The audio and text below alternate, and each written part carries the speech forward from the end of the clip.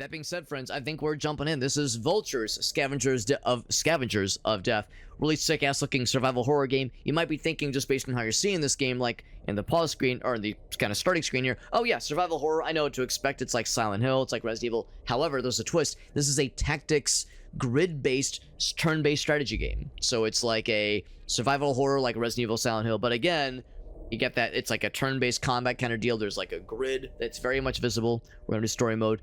And I love the idea of merging these two gameplay styles. Traditional survival horror with a tactics kind of grid-based deal.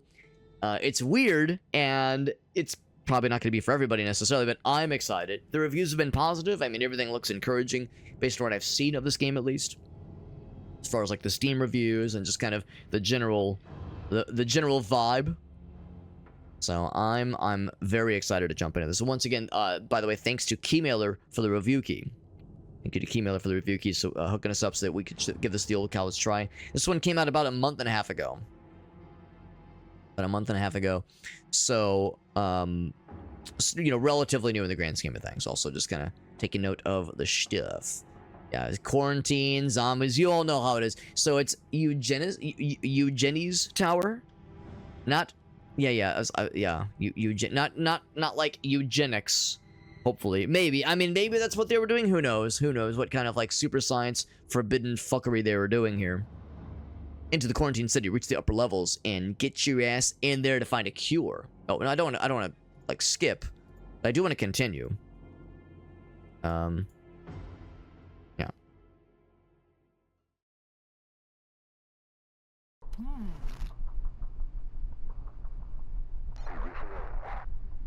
Alright.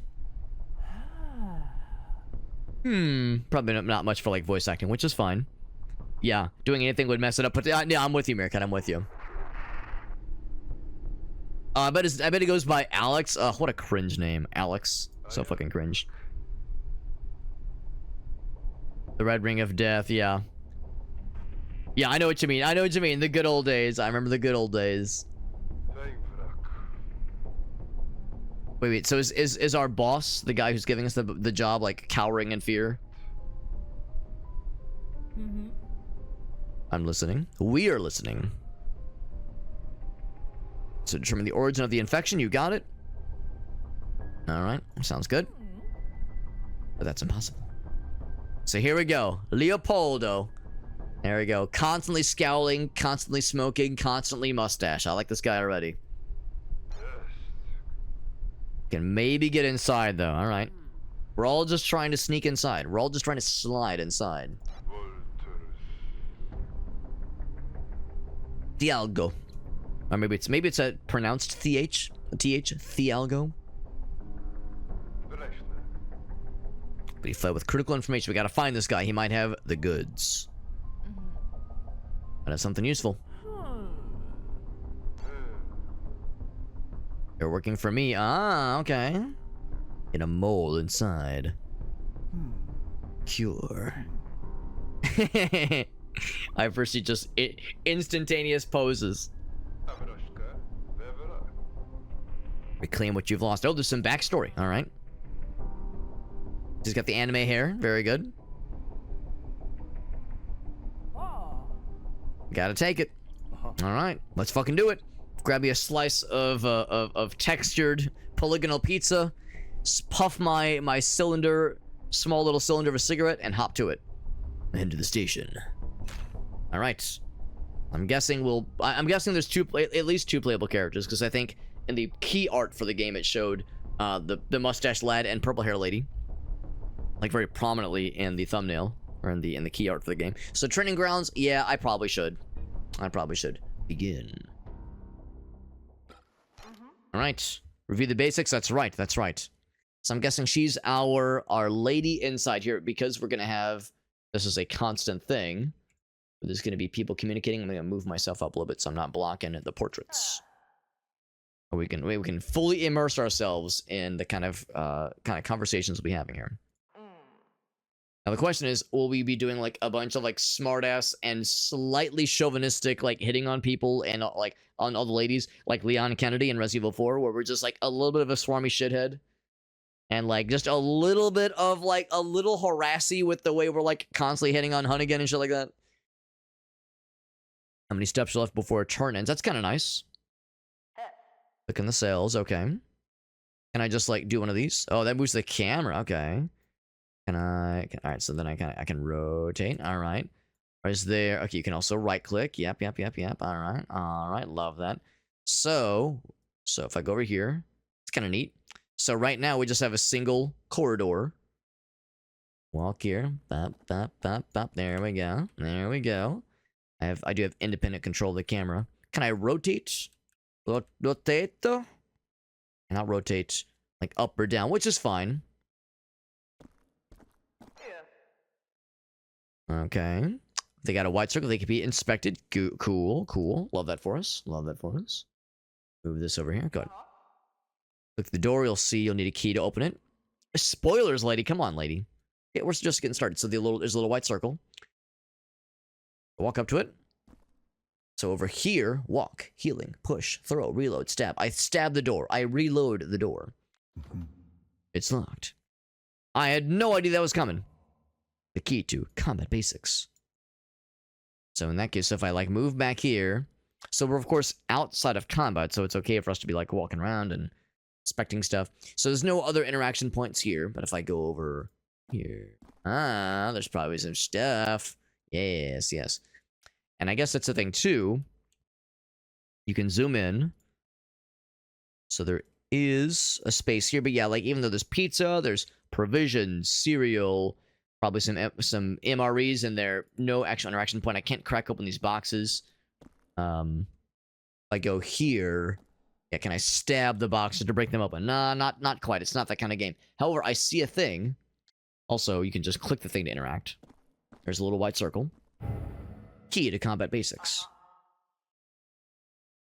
Very good. Anything else? Nope, that's the only interaction point. Alrighty. In that case. So even though I can't see it, I can still commit to the move. Like, I can see it, but I can't, like, I don't have, like, full visibility of it. So if there was, like, a bad guy there, I couldn't have seen it, obviously. But I can still click on the space. It's unlocked now. Alright. Crack that shit open. On we go. Let's practice combat. We have a training zombie. I always liked how, I think it was in Splinter Cell, the training mode, they were like, we've instructed agents to roleplay fully as a security guard and to be on the lookout. We haven't told you, like, we haven't told them where you were going to be coming from. So, like, you know, don't rough them up too much. So maybe there's like, oh yes, we had a dude dress himself up as a zombie. Don't, make sure you, when you stab him repeatedly, try to go easy on him. Change the movement mode with movement. Sneak up. Okay, so I guess click on the thing is what they mean. So movement. Run. We can walk. We can sneak. Actually, cannot select run right now, because it makes more noise, but we can sneakies. And I'm guessing when you sneak, does it like take more action points to move a space? So move 1 MP, 2 MP, right. If it's walk, okay, so the movement points are identical for walking and sneaking. Prevents opportunity attacks, right. Standard movement, steady and controlled, yeah. So there probably is, I'm thinking like, is there any downside to not just always be sneaking? And there probably is, Knife attack by clicking, attack. Stab. And if I mouse over the guy, it does tell me some tidbits about him. Tells me what kinds of stuff he can do. Relentless, dangerous, and they also can swarm. Makes perfect sense. So we stab. Change spinning on the active weapon. Cool. Specific body parts. Interesting. Immobilizing if you attack its legs. So if I say stabify, I can stab the head. 100%. Can you go for the arms? You cannot go for the arms. You can go for the body.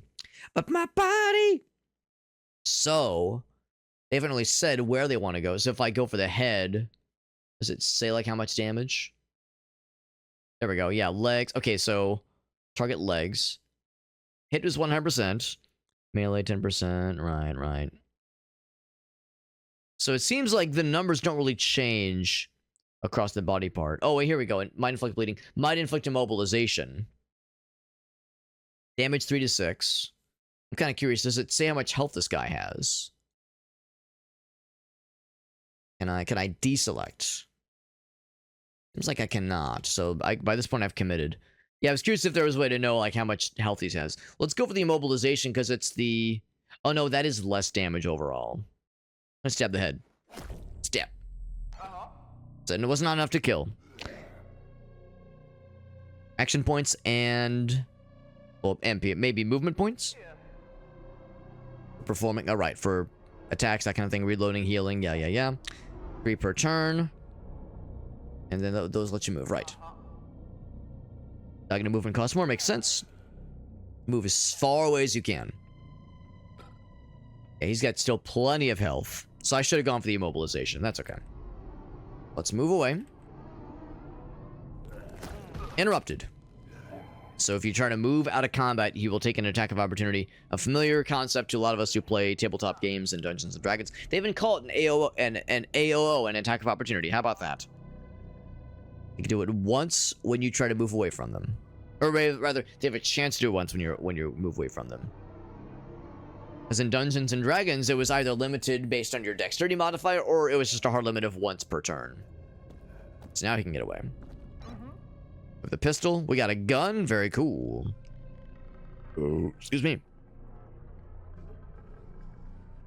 Oh, down here. Okay. Like bleeding, that's all well and good. This, of course, does more damage. I'm guessing we probably have limited ammo. Shoot at its head. I mean, I already stabbed its head, but you got it. So, fire. 1 action point. 90%, 95%, 95%. So, it's still a pretty good chance to get him. Popped his head like a fucking balloon. There you go. Nice and easy. Situation has been resolved. I move up. Anything to loot? I mean, he's a dead guy, so probably not. It's a dead zombie boy. What could he possibly have? We probably don't need to be sneaking necessarily, but... I would say it's thematically appropriate. Onwards. Click on the desk to get the key. You got it. You got, there's going to be more tutorializing where that came from, I'm sure. Oh. Try again. Click on the desk to get the key, yeah. Was I not supposed to go somewhere? I just started kind of clicking around. Maybe they want me to just go right for it. Just go right for it. Yeah. A trap was armed on that tie. Oh, because I like... I don't know, I probably clicked like on the side or something. So they really wanted me to make sure I clicked that guy for sure. So I activated a trap. I activated the trap card. Trap will activate. So where is said trap, you say? For like, I mean, I see there's a red barrel there. More Zambonis! God damn, there's a whole fuck ton of them. An opportunity to teach you combat maneuvers. Switch places, you say? So there's push, overall maneuvers. There's push, switch places, reposition. Change places! Forcefully push them back, creating distance and potentially leaving them stunned. That's kind of cool. Select that zombie. That one there. That one there. That one there. Which one? Just that one. Which one's that one? I mean, none of them are highlighted. That one. Okay, yeah. So I'll switch places with you because I'm adjacent to him. That makes sense. And you can... this, of course, means I can target them with the switch places ability if they're adjacent to me, even if they're diagonal. That's pretty cool. Yeah, reach of 1, I see. Good. Zoop. Executing maneuver will remove that enemy's opportunity to attack, and they won't be able to dodge for the remainder of this turn either, which is nice. This barrel is useful. Barrels are movable objects in the environment. You can use maneuvers on them, too. I can push them. I can probably switch places with them. They'll explode if they take damage, affecting the surrounding tiles. Yes. Use reposition. Oh, even better. Even better. Even barrel. Even better. Okay. So if I say reposition. Oh, whoops. Wait, let me back out. Target cell. How do I back out? When I'm like right clicking. And I like select something else. Can I check this? Uh-oh. I'm like, can I check the controls? Oh, focus. There we go. So you press that button to, like, to reset the focus. There we go. In my mind, it's like, alright, so something I can do to cancel, but that's the button. That's the button to cancel. So... Oh, no, that still didn't do it. Oh, shit. Uh-oh. Because I'm dumb and I clicked the wrong thing, I might have hacked it. And it's a tutorial, so, like, it really wants me to do certain things. Okay, so I did the wrong action to reset. Okay, that's fine. Yeah, so surely there's a way to like cancel an action, right? Maybe in the tutorial that's disabled for some reason. Right, so click the barrel first. Right. Yeah, and I can't access the pause menu. And I've probably in like the main game you could access the pause menu, presumably at any time. So click this guy first. Oh, because reposition was already selected. Okay. Wait, no, that wasn't it. What the heck? Try it again. Reposition is already selected, right? Yes. Maneuvers on them. Explode. Use reposition to move the barrel. First select the barrel, then click on the tile. The barrel, then click the... Okay, what am I doing wrong here? Select the barrel, then click on the tile. Is the barrel already selected? No, it's out of reach. Do you click and hold? What do you want me to do? Oh, the wrong one is selected. There we go. Then click the... Well, no, that's why I'm confused. Because then I can't click the barrel. That was the whole problem from the get-go. Target cell. Oh! No, that was not it. Okay, click reposition. Click the barrel. Okay. I think the problem is that when I try to click the cell, it clicked the zombie instead. Okay, so now I think I'm starting to get it. I need to this is a indication that I need to be very careful about like how I click things. Because if there's something in the way of the cursor, I'm trying to click, you know, the square behind it, it might misunderstand what I'm trying to go for. Okay, so that's I would say that's mostly on me. It's a little bit weird how well, for one thing, it's I think some of that would be helped if I knew what the cancel action button was, and I'm gonna look that up once we have an opportunity. And of course, it's a tutorial, so it's trying to really make sure it guides me through it. If there's ever a time to struggle with something like this, it's during a tutorial. But now we know. And push it more. Okay, get it a little bit more forward. Right, because that was the thing too. There was this whole tile was being highlighted the whole time. In my mind, I was like, do they want me to do something with that thing? But no, they were saying that's where we ultimately want it. But right now, we can only move it so far. But this is where we use our last... Actually, no, we actually still have plenty of action points left. We use this to push. There we go. Oh, and it just happened to explode. Now, did it explode because I pushed it? Maybe that's the idea. Is pushing it explodes it? I thought I'd have to shoot it. Not complaining. It made my job easier, but it's unexpected. With that, it's the door that led us here, and I can't go in there.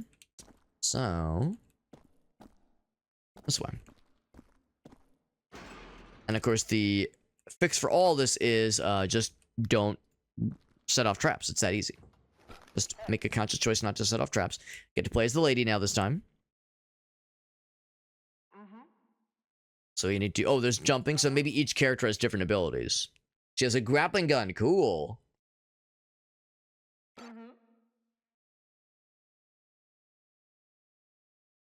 And I can't look at the thing right now, so aim at the column.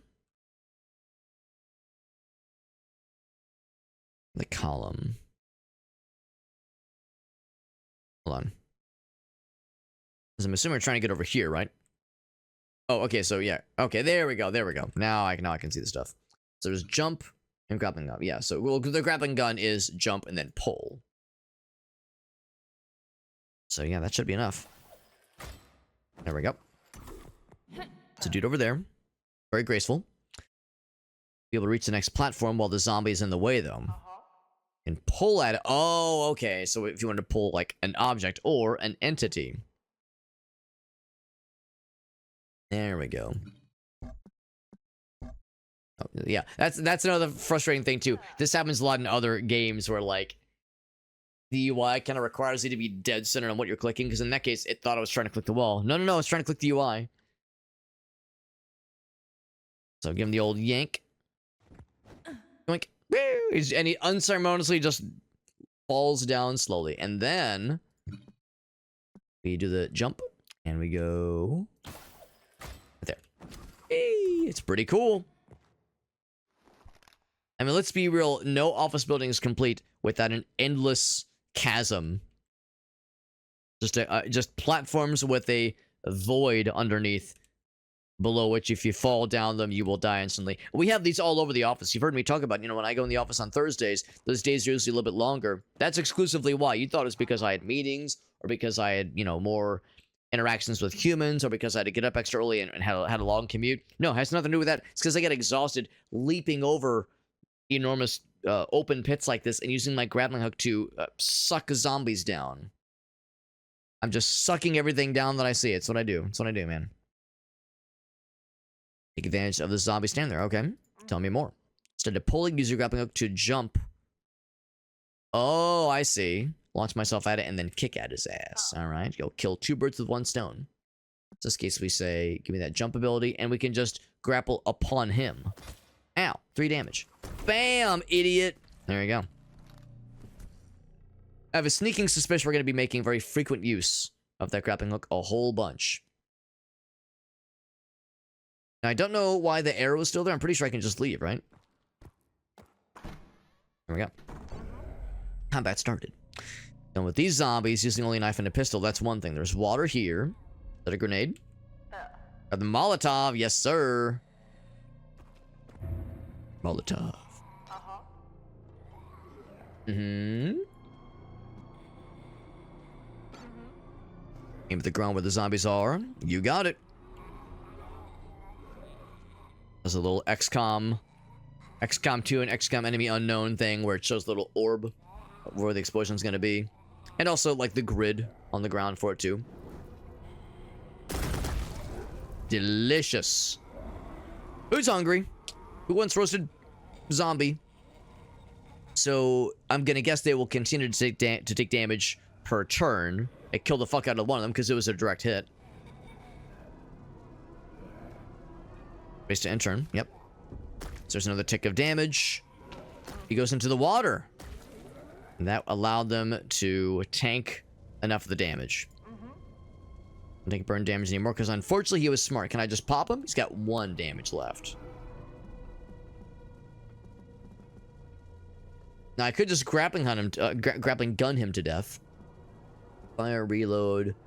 Can I push him in the fire? I can just switch to this thing. Action disabled. Oh, okay. Well, in that case, I'll do exactly that. Grappling hook. Fuck you. Oh, I gotta be further away, though. Okay. I can heal. What else can I have? I can do the switch places thing. I can push him in the fire. Push itself doesn't do any damage, right? Buy another explosive. Let's just shoot at him. Pop him. There we go. I don't know if we have to worry about like maintaining ammo stores. If there's limited ammunition. Not sure if that's the thing we have to like truly be conscious of. Keep calm. Look for the exit. So we can go through the water, no problem. Now that they're dead, the zombies look less menacing and zombie-y. I do see that I'm dripping water. I wonder if like that's like yeah, there it is. So that is a thing where if you're wet and you got with electricity. Oh, I like the slide.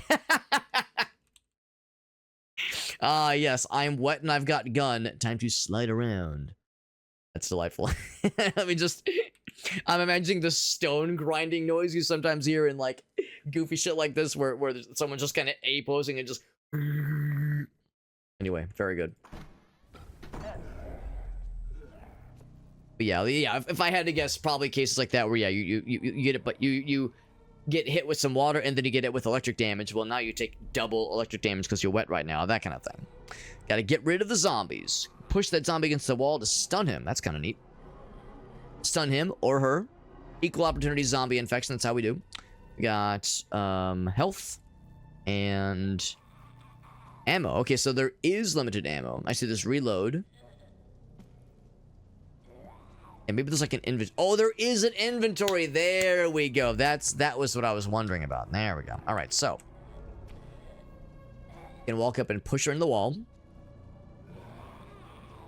Yeah, we can't do the grappling hook. I could do the grappling hook probably with that guy if I wanted to. Walk up. Slide up, rather. Push. Smack. Stunned. Oh, no. 24 HP is quite a bunch. Now, when they're stunned... How long are we talking? How long are they stunned? Might inflict stun, right. I can do the pistol, or the knife this time. Weapon change. Don't want me to do more pushes? Slow moving, yeah. Can I see anything that tells me if, like, yeah. Oh, there it is. In the top right, or in the top center, it says stun for 2 rounds, presumably. So I'll go for the stabification. So it's 3 to 6 damage. It's 3 to 6 damage, yeah. That's 1 to 4, of course. Immobilizing sounds neat. It's a 50% chance to immobilize. Step. So they're immobilized. And then... while they're stunned and immobilized and bleeding... Oh, but not... Actually, they're not stunned anymore, I don't think. Blech. Okay. And then I will... move away. And then that's my turn. She's bleeding. Very good. Now these guys are getting closer. I might be able to grappling hook him. Be enough to, like, hit, like, zap him and also knock him back. I wouldn't say no if there was an explosive or something nearby. There's still fire that way. Or, she's immobilized for a bit. I could move up and and push this guy into some fire. That'd be kind of neat. There we go. There was so just pressing escape was the cancel. So so it's 1 push is 1 AP. So I'd have to do 2 pushes to knock him in. I wouldn't be able to knock her in though. So I'd have to 1 move, push, 1 move to the push.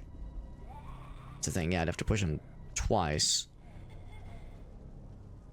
I'd only be able to move back by 1, and she is no longer immobilized. Or stunned, unfortunately. I go for this dude and stun the shit out of him. I'll be able to then turn my attention to her and probably finish her off. And he'll be stunned if I do this right. I think I'm gonna keep the pressure on this guy. Grappling hook. Bam. Pretty good damage. It didn't stun him, though. But that's fine. That's fine. Yeah, I'm pretty sure we should be able to finish her off. Finish her. Oh. I was kind of banking on that being more damage. Immobilize? Did not immobilize at that time. She's still bleeding, which is good. I'm going to... That's gotta just have to be walk.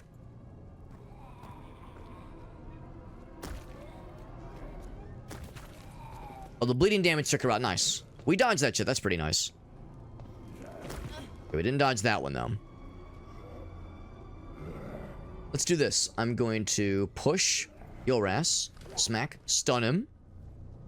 Said reaction disabled. He's still stunned, though. Maybe, like, he had some other thing he was going to do.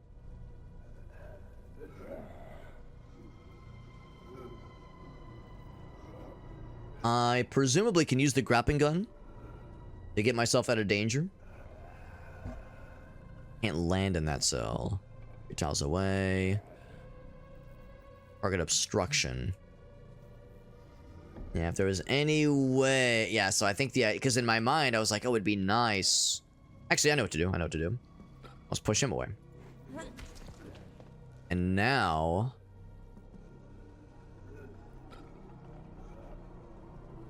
Actually, I could just smack him. Yeah, so I can't land there. Okay, so let's go ahead and... I'll just go ahead and hit him. And I'll try to immobilize him. I could just stay here. He's stunned for a bit. She'll try to get to me, but I don't think she can reach me. Can I see how much movement they have? Yeah, their reach is 1. Yeah, it doesn't say what their movement is. Slow moving, obviously. If there's ever a time to, like, kind of lab and figure things out, this is actually a pretty good time for this. Alternatively, I could just move up and just push her and stun her, so that way both these guys are stunned for the 1 round, and I can just focus this guy. Let's do that, actually. That actually sounds kind of nice. Let's move up. Push her ass. Stun. Oh, never mind. I thought that was going to knock her against the wall, but okay. So, in instances like that, when you push diagonally, they don't always, like, go diagonally necessarily. They can slide against the wall. If there was a wall there, it probably would have stunned her. Right, so then we just stay as far away as possible, and he'll wake back up, or he'll hop back to it. But I think that's probably his turn. He's actually stunned for 2 rounds. Yeah. So okay, so he can still reach us and attack at the same turn. She cannot reach us and attack at the same turn. That's kind of nice. Okay. So they're definitely in case like this, they're definitely crowding you. Let's switch places.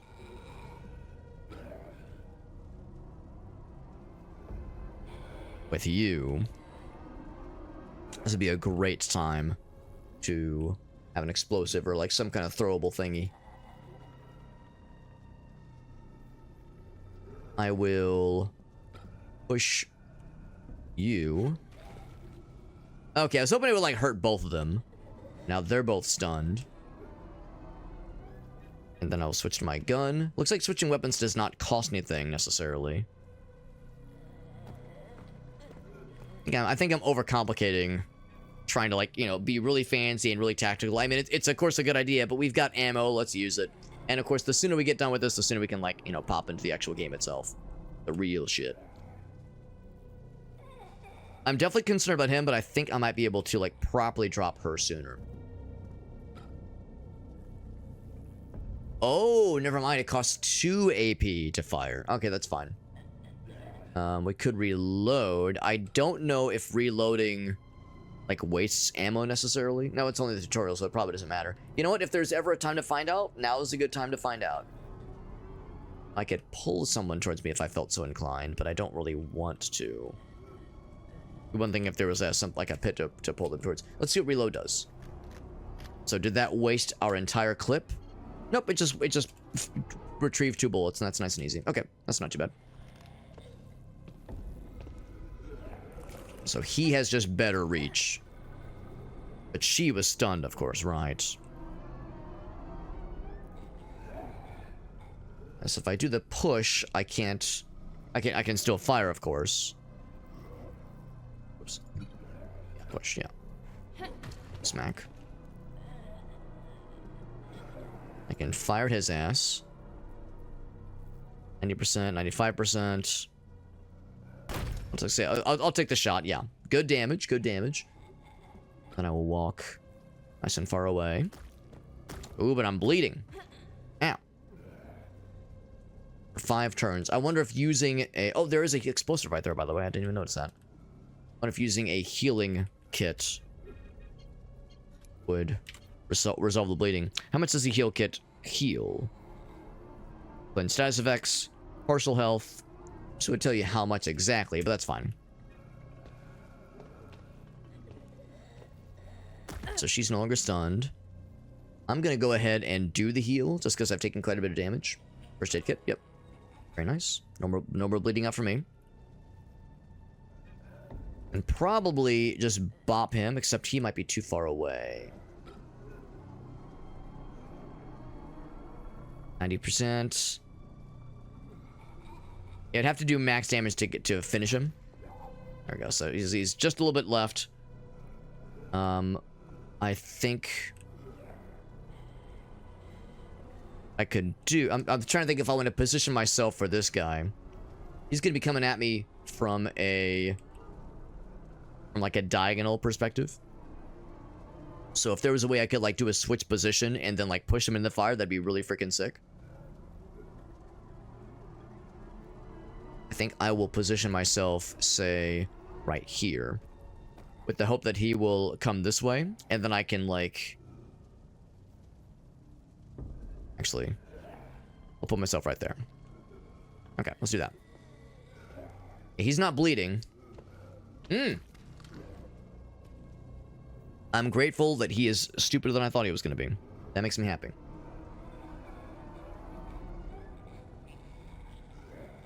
I'm going to grapple gun you.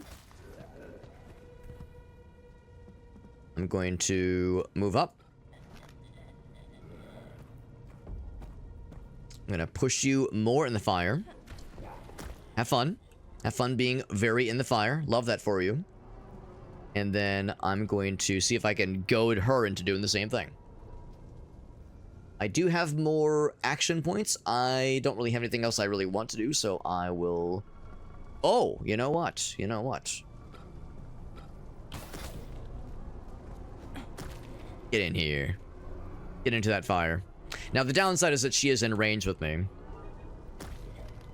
The fire damage won't be enough to kill her. It's fucking him up really good. Oh, he's out. Good enough. Get the fuck out of here, lady. See you later. So it took a bit more damage than I would have preferred. But a good reminder that, yeah, there's lots of movement options available to us. You can come back to your train anytime you want to. Complete the tutorial. Very good. So now let's get into the real shit. How'd I do?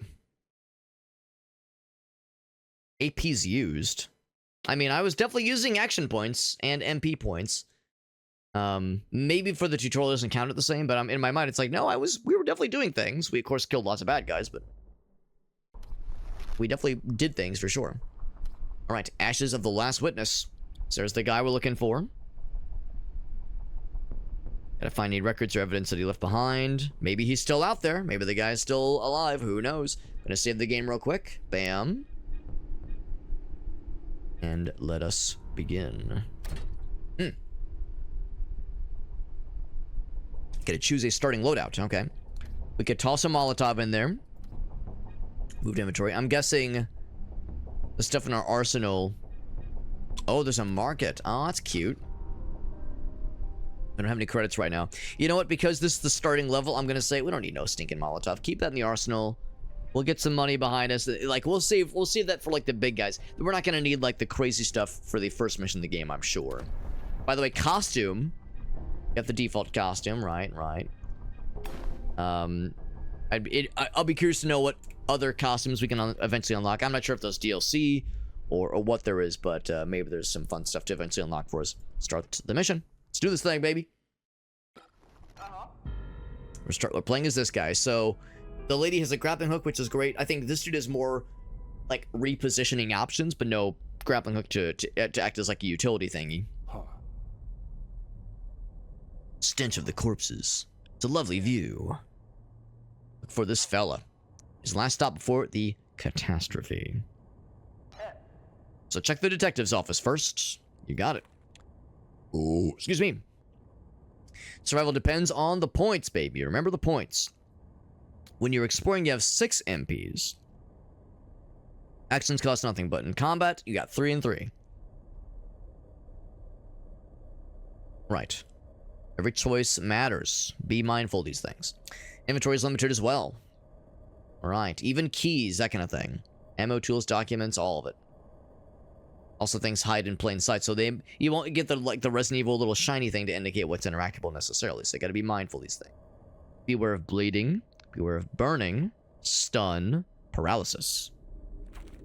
Okay. Some attacks can target specific body parts.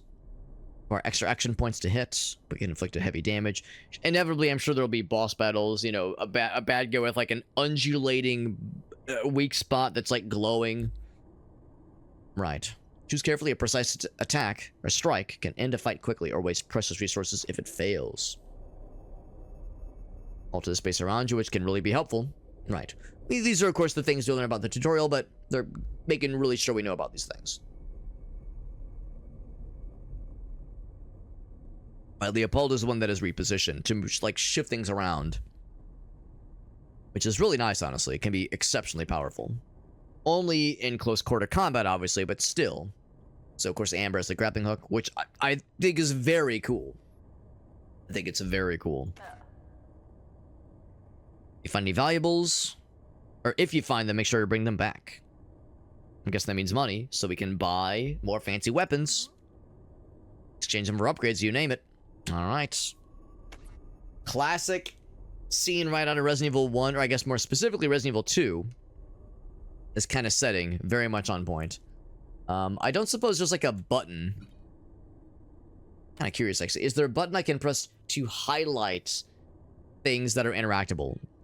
You know, like Diablo 2, right? You hold the Alt button to highlight things on the ground. Is there anything like that in this game? I wouldn't expect there to be, but I wouldn't complain if there was. Nah, I think the answer is not. We have a map. The map is nice. It shows the grid, obviously. Searched, open, locked, unknown. That's kind of neat. Like the game suggested, I'll be a good boy and look around. It's like I can probably run pretty confidently here. Yeah, I am looking for... Yeah, really just... Uh-oh, comment started. Was I making noise? Alright, well, there you go. So, if there was ever a time for me to not be making as much noise, that's probably a pretty darn good one. I probably could have gotten the drop on that guy, had I considered that. Good news, though, is we still have... There's a door there. We have not lots of distance to consider how we want to deal with this guy. How much ammo do I have? 10 shots. And is that the same gun that the lady has? Yeah, same gun the lady has, I'm pretty sure. There's no real, like, cool environmental stuff I can capitalize on necessarily. I think what I will do is I will square up with this motherfucker. I think I just will go ahead and take a shot. 80%, 95%. There's a chance to immobilize, but at this point, there's not as much benefit to doing so. 90% is pretty good. Oh, but it's more AP. I'm okay with that, actually. Missed.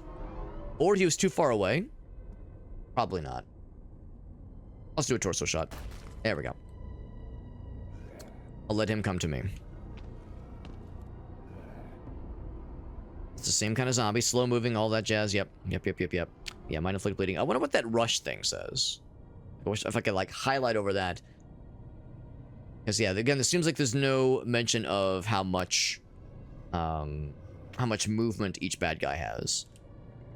I can reposition if I want to. I think I'll just take another shot. And I'm a little bit surprised that at this distance, the likelihood of a headshot is about the same. So now, I think I will switch weapons. Because I'm pretty confident we can stab his ass. I could push him. I think I'll just do the stabbo.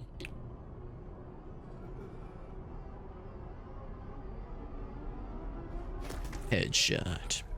He's out. I used a couple bullets. Yeah, so as unfortunate as it is, I know it's annoying to have to like be extra super duper slow. It's probably in my best interest to basically be sneaking around forever. Like there might be instances where sneaking is to a detriment. I think I'll be a good boy and be extra sneaky just because if I can't see zombies in the immediate vicinity, doesn't mean they're not there and can't be disturbed. If I could have gotten a sneak attack on them, that would have potentially been kind of neat. Now the question is, if we are a Leon Kennedy-esque badass guy right now, do we eventually get the ability to walk up behind and fucking suplex his ass, Leon Kennedy style? That's what I want to know. So of course there's a door there. Looking for any interactable thingies. They said there's like documents you can look through. They're saying that make sure you take stock of your environment. Central Police Station. That's probably getting us closer to our actual goal. Or that one too, for that matter. Okay, well in this case, I'm okay with running up to the door. Let's check this door first, because this door is very innocuous looking. This is probably the wrong way. And I'm always a fan of going the wrong way first if that's an option. Leon Kennedy is more sexy. You're not wrong, Johnson. You're not wrong. Now, Johnson, the key question is, which is the sexiest Leon Kennedy? We talking like youthful Resident Evil 2, fresh out of the police academy, and like, you know, fresh-faced and like, you know, still a virgin to the horror and violence, or somewhere in the middle, like an RE4, where he's like a fully ass grown ass adult but still a young adult, or grizzled and a little bit of gray salt and pepper in his beard and like pissed off and kind of like a sad divorced dad energy. Yeah, you're going for the gritty, older, sad divorced dad. Johnson, you're a woman of taste. You're a woman of correct taste. No pictures. Sorry, guys. No pictures. No cameras. No cameras. Sorry. That's how it is. Got a door here. Whole bunch of dead dudes. No interactable points that I can see, but I'm trying to be a good boy and watching for said things. Let's see what's going on over there. What's up, Zabatsu? You almost became a Jill sandwich. What's the line where he's like, I found you this, I'm gonna give you this key. I thought you, the master of unlocking things, should have it. He's holding something. The ammo is what he's holding. Pistol ammo. I see the gun is equipped with ballistics, too. Anthony says, sad divorced dad is the most fuckable. As he very much should be. As he very much should be. I was watching our friend CD stream not too long ago, and she was doing a tier list while she was waiting for a game to install. And it was... which version... It was all the versions of Leon Kennedy that have happened throughout the years, including games, and also remakes, / remasters, and also movies. Because remember, there's been, like, a bunch of, like, digital... Like, I don't want to say, like, straight to DVD, but, like, just, like, digital-only... I guess you would say, like, just CGI movies. Like you know, just like, not like with, like, live actors, obviously, but, like, CGI movies that are official Resident Evil branded, some of which have featured Leon Kennedy in them. Yeah, animated features. Thank you, Zabatsu. And there's, like, 20 of them. Like, not 20 movies, but there's 20 different versions of Leon Kennedy, technically, throughout all of the Resident Evil pantheon. So, and the tier list was, like, how likely am I to kick this Leon Kennedy's ass? And you had all the versions of them, and the different tiers were, he will kill me in one hit, he will beat me, but it'll be a struggle, it's a draw, I will beat him, but it's a struggle, and then the last one is like, yeah, I'll make him fold like a fucking lawn chair. And she was doing the tier list, and at first she was like, man, I don't really feel confident about this, like, I'm kind of a Resident Evil, just kind of normie, like, I'm not exactly a super fan. And by the end of it, the whole chat was like, oh no, bro, like, I could kick the fuck out of Resident Evil 4 OG's ass. And then everyone was like, nah, man, fucking Resident Evil 6, Leon Kennedy, or, you know, no fucking way. Was it 6 that he was in? I know he was also in the Revelations games. So, like, you know, the older ones, it's like, nah, no fucking way, bro. He would rip me in half like a phone book. No fucking way. Doggy. Wanted. Wanted this guy, too. Yeah, a lot of wanted posters. Okay, so no other interactions here. We got the ammo from the guy. So, got a door here. A door there. I'm going to run over this one. So, like I said, I like going the wrong way first, and this feels like it has wrong way energy. Love that. Love that wrong way energy. Open. From the other side. In this case, that's the one we're doing then. Fucking do that shit. Hustle. Let's sneak our way through the door. Good to see you, Zabatsu. Yeah, there is a live action. There is? You know, I guess I shouldn't be surprised by that, actually. Jolly Green Giant to Pillsbury Doughboy scale. You're not wrong. You're not wrong. By the way, zombie... cops, which may or may not have guns. It says they have the same attacks, at least, but, I mean, presumably they could eventually have ranged attacks. Is that just a hunk of flesh? He just, like, pooped out, maybe? Just fell off his asshole? So, let it be known, we are still technically not in combat. We are not in combat right now, so they've yet to detect us. I could just turn tail and leave. But come on, what kind of pussy-ass shit would that be? I think what I will do is I will sneak. And I wonder if I stab him, will he, like, cry out and go, meh, and, like, draw her attention? Or could I engage with just combat with him? I think I will attempt a stabbo first. Combat started. It did not immobilize him, unfortunately. Looks like both of them are up and at him. But that was a free attack, which is kind of nice. So I'll do another attack on the legs. I want to immobilize him at the start. He is still not immobilized. It's a 50% chance.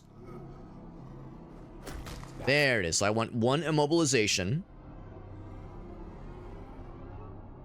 And then I think what I want to do is... I could do like this. I could do like the reposition. Because what I would like to do is... I could even maybe stun him.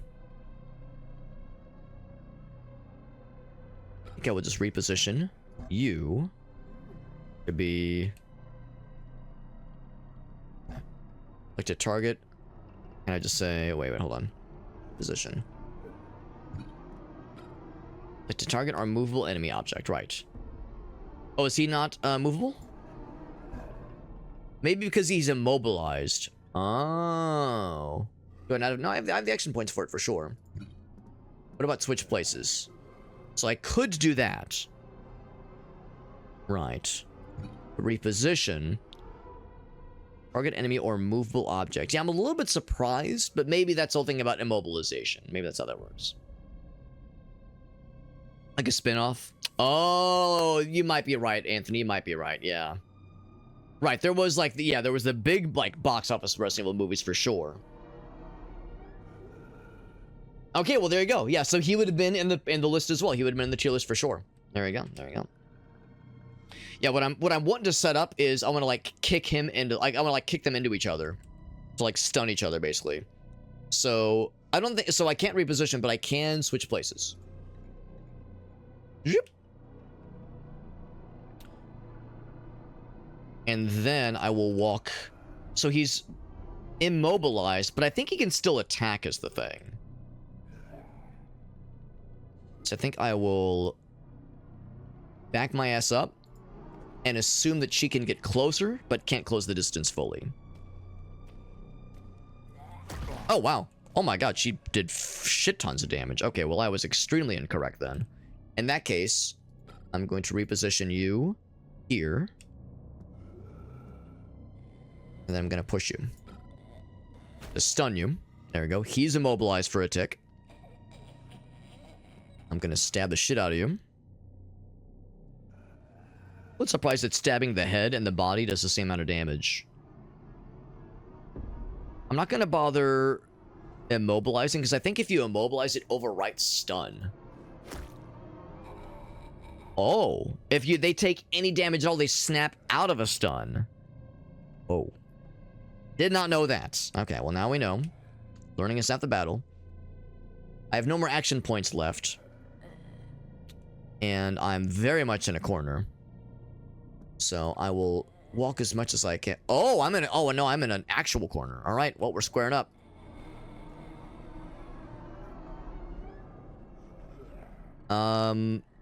You know what? They might be able to push as well. Well, no, if I'm here, at least they can't both be attacking me. So at least I'm just having to deal with her by herself.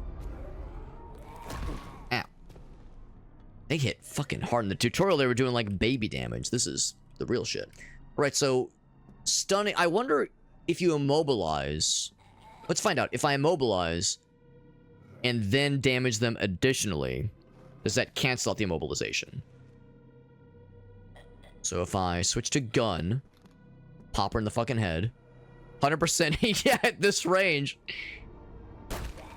that cancel the immobilization. It did not. It did not. But I think when they're immobilized, they can still move is the thing. Or they can still attack. Yeah, they can still attack, right.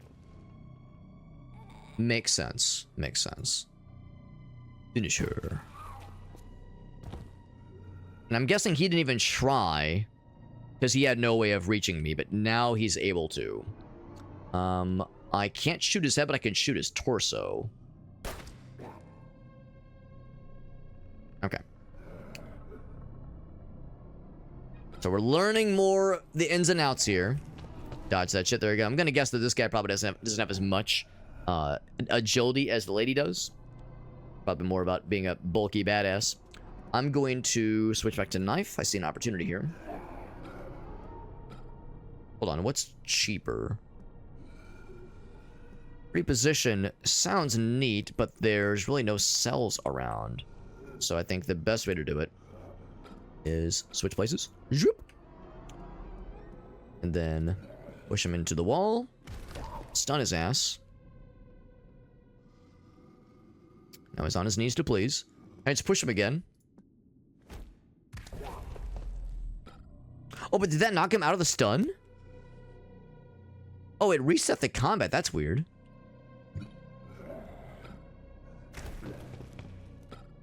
Yeah. It's a little surprising. See, yeah, so you can just... Oh, wait. Yeah, combat started. Now... Oh, man. I hate to say it, but I think we might have found an exploit. If you push him again, it resets the combat because he, like, goes unaware and then becomes re-aware, and it resets the action points. Now, the thing is, I'm no longer doing damage against the wall. So, like, you can't just push him to death. But you can do that to reset the action points. That's wild. I'm actually kind of surprised by that. I could kick them all, but I couldn't fuck them. Well, you'd have to, like, take breaks in between, Anthony, obviously. You'd have to, you know, you gotta keep yourself hydrated. It's important. Welcome to Raccoon City. Didn't really love it, though? Yeah. Yeah, you can stun them, right. Yeah, and then it ends exactly, Savatso, exactly. So, yeah, what I do is I you know, stun them, and then, of course, he's this low on health. I just go for the stabbo. Ugh. But yeah, what I should be in the habit of doing, instead of stun and then attack, because if you attack, any damage takes them out of the stun, what I need to get in the habit of doing is attack and then at the end go for the stun. Yeah. Yeah. Stun and turn right. Well, or yeah, or do this, like, this loop. I mean, it feels a little skeevy just, like, kind of doing it constantly, but it is undeniably kind of funny. So I took quite a bit of damage there. Took over half my health. We do have a healing kit, but only the one. And I don't know how much it heals. Earlier, we were at, like, 27 out of 50, and it gave us a full heal. So I might fly a little bit closer to the sun, potentially. Now, of course, this is a survival horror game.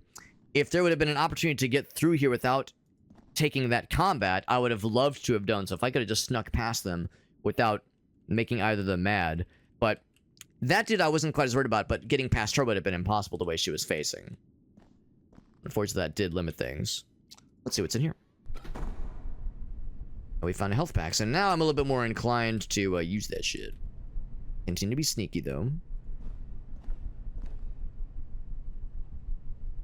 Yeah, so the fog of war means we can't see forever, exactly.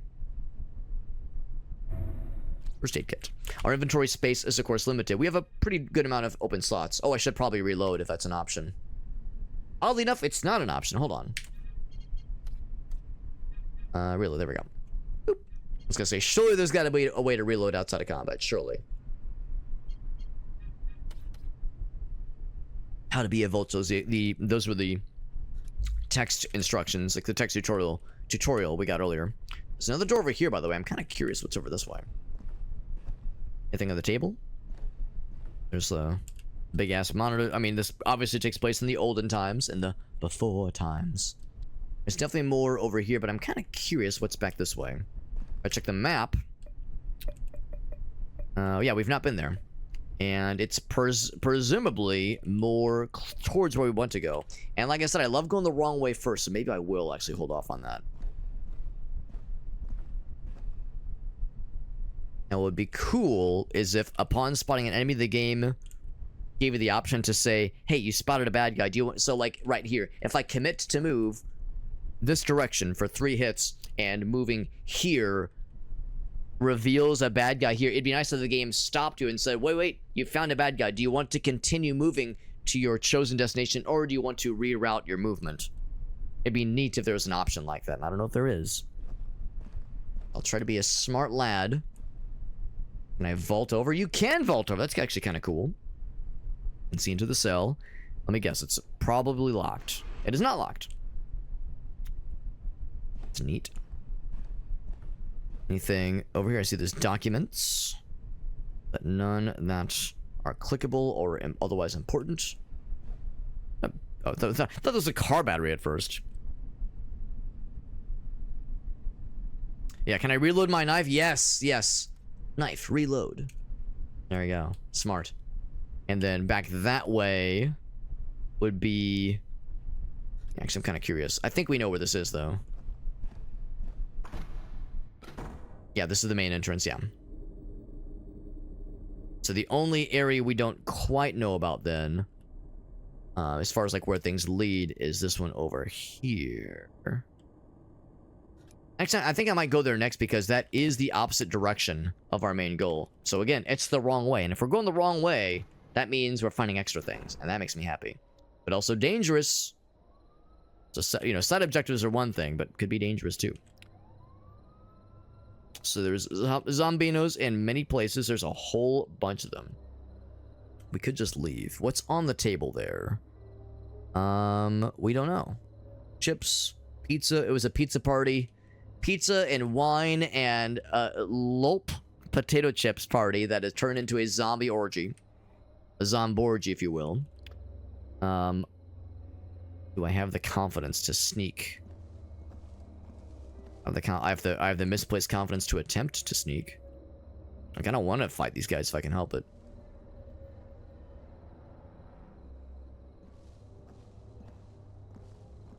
So can I get close enough to interact with the table? I think I have to be here to interact with the table. Is that good enough? It is good enough. Interact. Yep. Yep. Nothing to be gained? Are you kidding me? Damn, bro, I thought there was something for this. So we're in the garden. It's a lot of dudes, and I'd rather not fight if I can help it.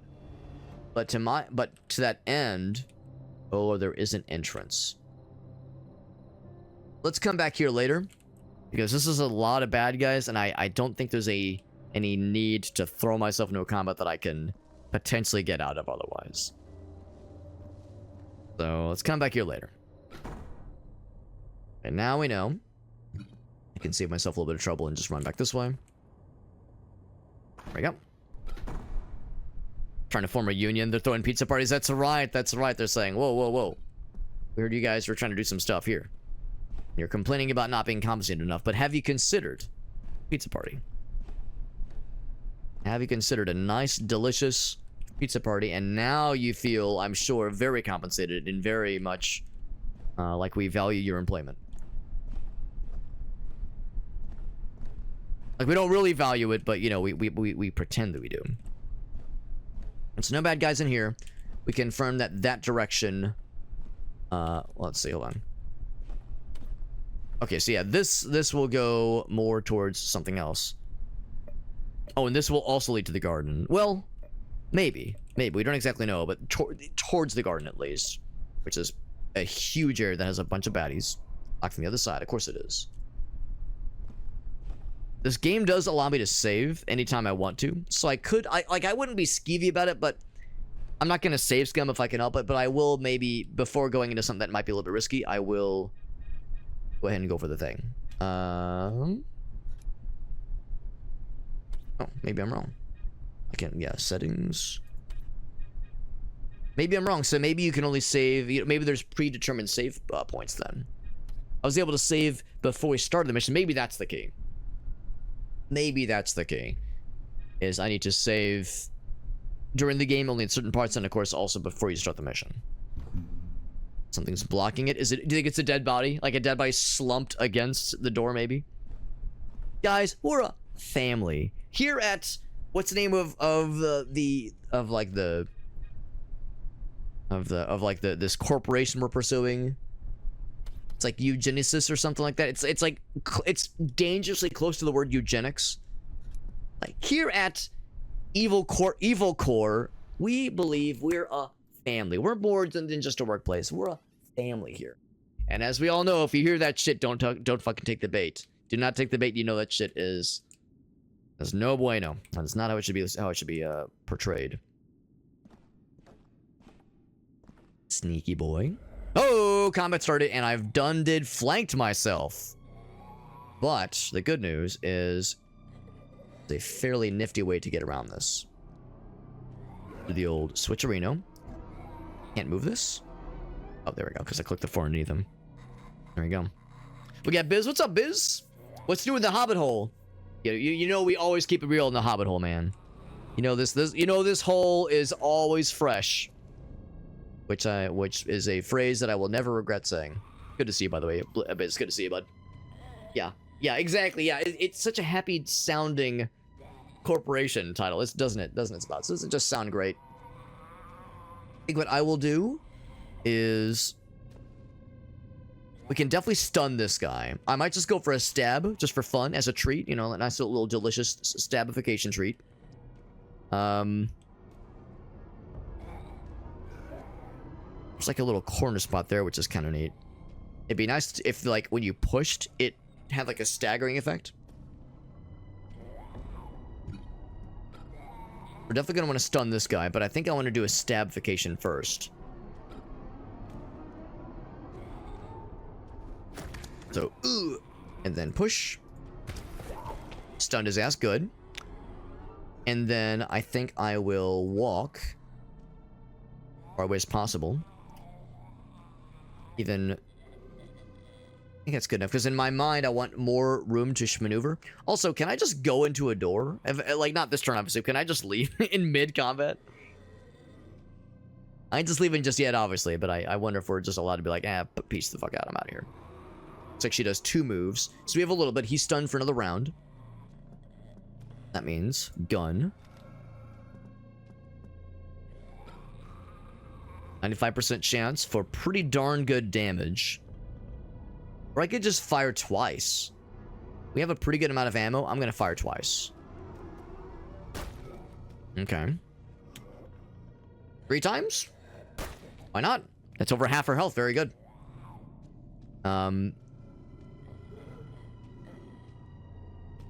So she can get to our location. I will move back 1. We don't need to reload just yet. It'd be really cool if she eventually ended up somewhere. If she ended up here, that'd be great, because then I could knock her into this guy and stun her next.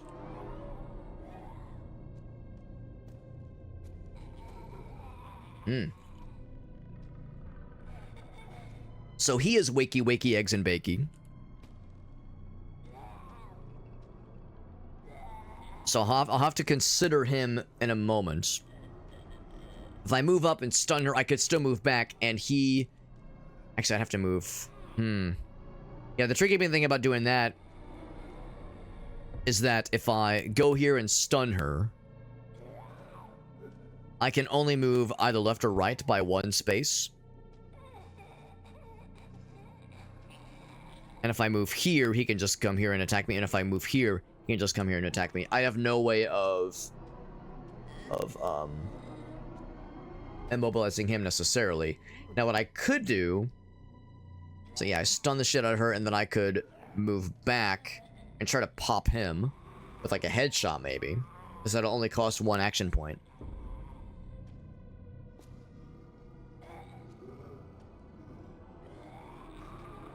Because we have a decent bit of ammo right now, but we won't always, because again, this is a survival horror game. Survival horror means, you know, resources will inevitably be not overly generous. And we've already taken a lot of damage. Let's see if we can make this work for us. Yeah, we just have walk. Running and sneaking costs more it costs action points.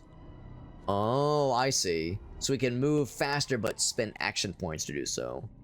But interesting that sneak prevents opportunity attacks. That's kind of cool. Kind of like that. That's kind of nice. Yeah, I'm concerned about her for sure. Knife. Would it be worth my while at all to do anything else movement-wise? Maneuver-wise, that is. I don't think so. The push. Push. Bam. Bam, there we go. And that did a decent bit of damage to her, too. He is out of reach. Can I shoot him past this person? Actually, yes, I can. Nice. Hell of damage to him, too.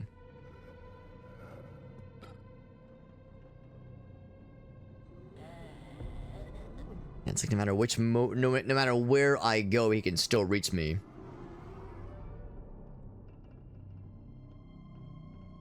So I might just have to take a hit here. I'll stay put. Oops. Goes for the hit. Yeah, we're definitely gonna need to heal next time. But that's okay. I will finish his ass. 100% hit. Get him out of here. And since she is the last one left, she's stunned for another round here. So if I switch places with her, zoop.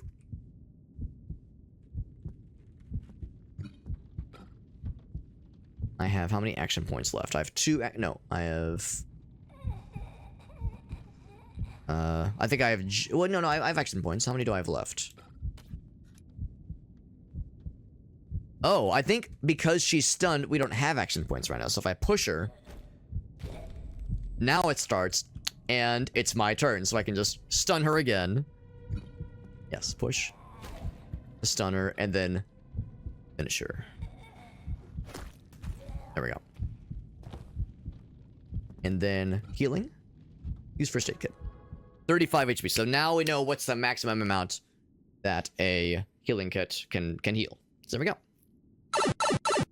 Let's see what's on the table. Let's see what kind of fun things we can discern. There's also stuff in the lockers, perhaps. Are we going to comment on the pizza party? No, but there's a note for Sandy. Once in my right mind. Trying to reach you, but the lines are down, because this is before the era of cell phones, most likely. Captain ordered all doors sealed. Would love to see you again, he says. All right, well, but we're all stuck here, and then we all got turned into zombified zombinos. Found some more pistol ammo. Yeah, I like how Zabatsu phrased it, where it's like, you know, generally we're more plentiful with ammo than we are plentiful with health. So I should make sure to prioritize that as a more important resource for the time being. I'm figuring eventually we'll have situations where there's like boss battles and elite bad guys, but for now, if there's situations that call for using ammo wisely, it'd do a lot worse. It'd do a whole lot worse. So that's, yeah, I was gonna say, I think we've already been there. Yeah, we've already been in the instruction room. So let's see what this one's all about then. Swing that door open. If you're not laughing, you're crying. Yeah, that's kind of how it feels sometimes. Yeah, the onion, that's how I feel about, so I'm all about it, baby. I'm all about it, man. The title was good. Yeah, I'm a fan. I'm a fan of all these things. Looks like it's one fella. It's one fella. I'm going to do the knife. I think we can deal with this guy in a non-gun using manner.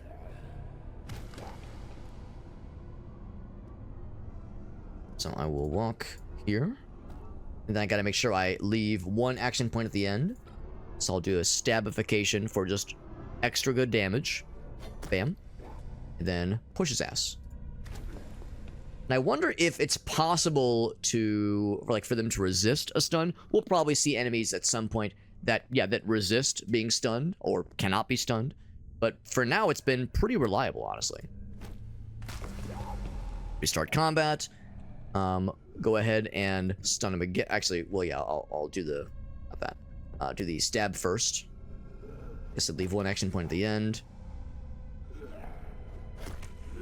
So we might not need it because he should bleed out. But just to be sure. Action disabled. Actually, I'm kind of curious. Actually, no, I'm not curious. I'm gonna see what happens. I was gonna say, do I just go for the bleed damage? Carve him up. So that's always nice, being able to take care of a combat situation without having to use ammo, or health, of course, is always nice when it's an option. If I could have snuck past him, I would have liked to have, but when we walked through the door, he said, "Hey, how's it going?" And I said, "Oh shit." I'm trying to once again to kind of be very, oh shit, I shouldn't have double moved. That was my bad. I'm trying to be mindful of looking for like clickable things, but honestly, I think it seems like the game is being pretty good about giving me little white circles when something is indeed interactable. Also, that worked out so well. Why not? Done his ass. There we go. Go to the stabbo. And then the stabbo. And then the stabbo. And then the pusho. Push. Actually, I could have just stabbed him to death because he was at like 3 HP anyway. Yeah. So we're trying to find those like nifty ways. I like to think it's not an exploit, but these nifty ways to resolve combat and while maintaining our resources as best as possible. Long hallway. Some ammo over here, very good. I think now we can move about pretty confidently, so no need to be extra careful and quiet about this. South corridor, whole bunch of stuff to check out. The garden scares the shit out of me. I'm gonna avoid the garden like the plague if I can help it. Wait, red. Is there something over there? Oh, what the fuck? Damn, I'm glad I checked the map. What the fuck? That's wild. Knowing that they can be, like, falling through the walls. Now, unfortunately, that is a bit of an oversight, as much as I hate to say. Not to sound mean, but that is a bit of an oversight. Honestly, like, do we get anything for fighting everything? We probably don't. I guess I can go ahead and take the fight, but it's like, I don't need to fight everything, necessarily. I know they did say if you find treasures. I guess, like, we haven't had it yet, but maybe zombies could be carrying something. So, I'll take the fight, I suppose, but probably don't need to do it. Stab. Pretty good amount of damage. Honestly, we might just be able to single cycle him. Blip.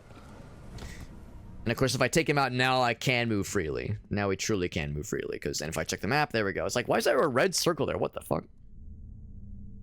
Yeah, single zombies, exactly. Gunfire would have made everybody in that hallway pissed off. So yeah, so if I can at least approach with stealth, that is ideal. That is ideal. All right, so I think I know where this. Actually, no, I think that's where we came from. Yeah, we came from there. We know what this one's gonna be. Oh, we've not been here before. Okay. Because I just assumed there was a door here. Found a little break room. That's cute. More ammo. Dude, pizza slice is just littering all over the place, man. Now, is it possible? We know that there was a mysterious explosion at the science lab that presumably began this whole zombie apocalypse. Is it possible? Is it possible that infected pizza slices were the origin point of this zombie virus? Could patient zero have been a unsuspecting pizza customer? Hard to say. We have arsenal. Oh, we can store stuff. That's kind of cool. We do have the Molotov in there. I don't know if I need like a fuck ton of bullets. I'll keep it for now. Keep all these things for now. This is how you save. Oh, that's just nice. Now, I was gonna say, I'm already at full health, so and for future interactions, I'll just not use that because I don't want to use it up necessarily. Is this a save point? It's a save point. Hey, how about that? Yep, we saved. Story mode. Yep, that is, yeah, Troll 25, you nailed it. All right, let's continue. Nothing else in this little room. I do like the little water cooler room, the little break room. Very cute. Onwards and upwards. Yeah. The mozzarella is the one that is the transfer medium, the transfer agent. GG humanity. I mean, if it means no more pizza, no more mozzarella, and I challenge anybody to say mozzarella without doing the hand thing. If it means no more mozzarella and or death, certain zombie death, well, been a good run. GG's. GG's humanity. Now, some would say, well, Alex, it's possible to make pizza without mozzarella. There are other cheese options, but I mean, come on. Come on, really? Are there really? You could try, but yeah, come on. All right, so what's this guy all about? Holding a card. Control room card. Can I see his name? His name was Rodrigo, blah, blah, blah. So yeah, not the guy we're looking for, obviously. And presumably, he is not... He's like a dead corpse. Because, you know, when it comes to zombie movies and zombie games, there's like, are they dead? Or are they like, well, are they dead, but could they come back as a zombie? So are they like dead one category, or are they dead? Are they like dead and they're not coming back as a zombie because they got like killed to death? You could then say, what about dead, dead, dead. They were a zombie, they reanimated, and then you killed them as a zombie, and now they're like a dead zombie, and they can't come back because they're a dead zombie. So that's, you gotta think about those kind of categorizations when it comes to games like this. And as much as it like pains me to say it, it kind of brings, for me at least, to mind an issue I sometimes have with zombie games and zombie universes, where, you know, and I think the answer that I know in my heart of hearts, the fire range, that sounds fun. Ammo or weapons, I would love that.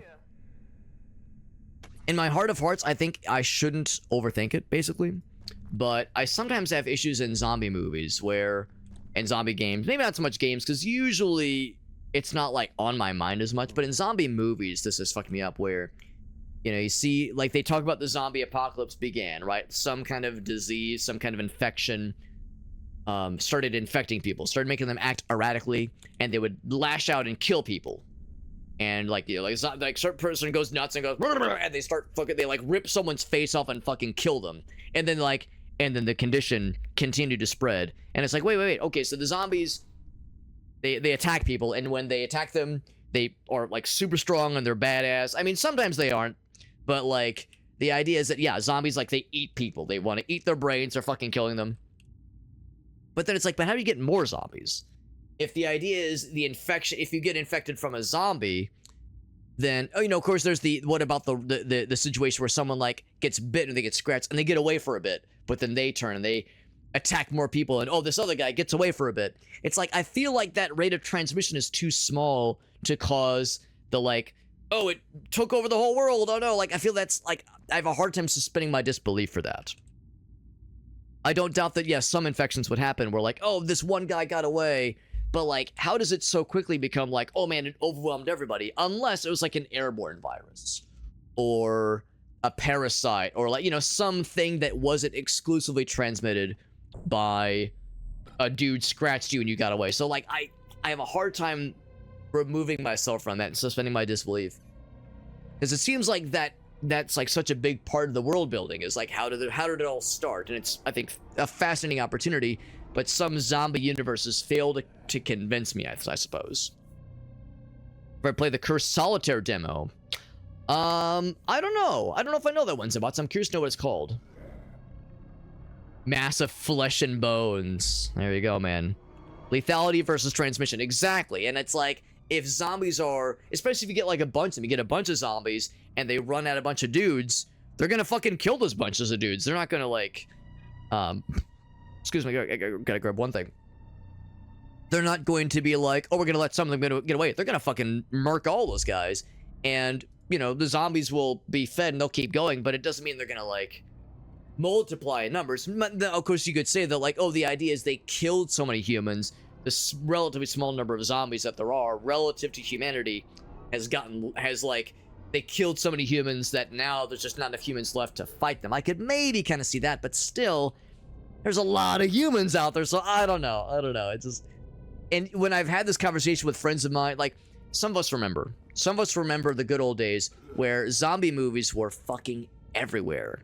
And I'm not trying to say that zombie movies are bad. I'm not trying to say that zombies are overrated. I'm not here to say that and, like, shit on what people like. But I'm gonna do the same thing as earlier, by the way. But there was a period where I felt like there was zombie fatigue for me. I feel like I had zombie fatigue. Like, there was just too many of them. And you had, you know, and I don't throw these out as examples to say they are bad, but I just throw these out as examples. These all came out around the same time. World War Z, 28 Days Later, Zombieland. Like, these were all cool movies, but there were so many, and there were also a lot that were kind of forgettable. I'll say it, I didn't love Shaun of the Dead, because it came out around this time where I felt like it was just so much zombie shit, man. Like, give me a break. Like, give me something fresh. It felt like everybody was doing zombie things. This was like 15 years ago. And I don't feel that now. It's not as exhausting as it was back then. So I think I had these thoughts of, like, I just didn't love it around the time where it felt like everybody around me loves zombie shit, and I was just like, I don't always get it. I don't fully subscribe to it. But like I said, I haven't felt that fatigue in a while. And I think there's been more nuance. You know, in the years since, we've had things like Left 4 Dead, or, well, Left 4 Dead's a good example. I mean, that's a fun game. We have things like Last of Us? Yeah, Last of Us, where that's a more nuanced look at how zombie stuff is transmitted. And I'll be honest, I enjoyed the movie, Zombieland. You know, I think 28 Days Later was an interestingly done movie. I'll be honest, I didn't love it at the time, but I thought it was, like, interesting. So, you know, I'm not here to be like, it was zombie movie bad. It just, you know, there was some that I liked more than others, at least. This is an optional objective there. We know the main objective is up here. Let's go to that one next. And we can run freely. In fact, I don't even have to be checking everything about the map because we got a map down there, which is really cool. Get back this way. Yeah, I'm scared to go in the garden, man. That place scares the shit out of me, dude. To really spread, you need a period of infection. Right, exactly. Yeah, you need like some manner of like that incubation period that is still contagious, which of course has parallels with real life, because you know there's for reasons that are completely mysterious. For some reason, a lot of us are more aware about virology and more aware of how viruses are a problem in real life, and none of us have any reason to. No, it's not like we had any like traumatic experiences over the past, let's see, 6 years that informed us to care more about how viruses spread, that kind of thing. Nah, there was nothing bad that happened in the last 6 or so years, 6, 7, number of years. But the reality is that, you know, there's been more kind of awareness about that kind of thing over the years, and you know, we were hearing this anytime there was a new variant of the Rona that would drop. And sometimes it'd be concerned where it's like, oh, well, some of these variants are a lot more contagious. It's easier for them to spread, which is scary. But a lot of times, when they were more contagious, they were also less lethal. They were like less potent. And that there's not often, but I think frequently, a kind of a linear curve that shows that correlation where, like, if something is really lethal, well, it might kill someone off before they get a chance to infect more people. Whereas if something is really contagious but not as lethal, well, they can be more around people because they feel not as sick, and they're more likely to like expose themselves to others.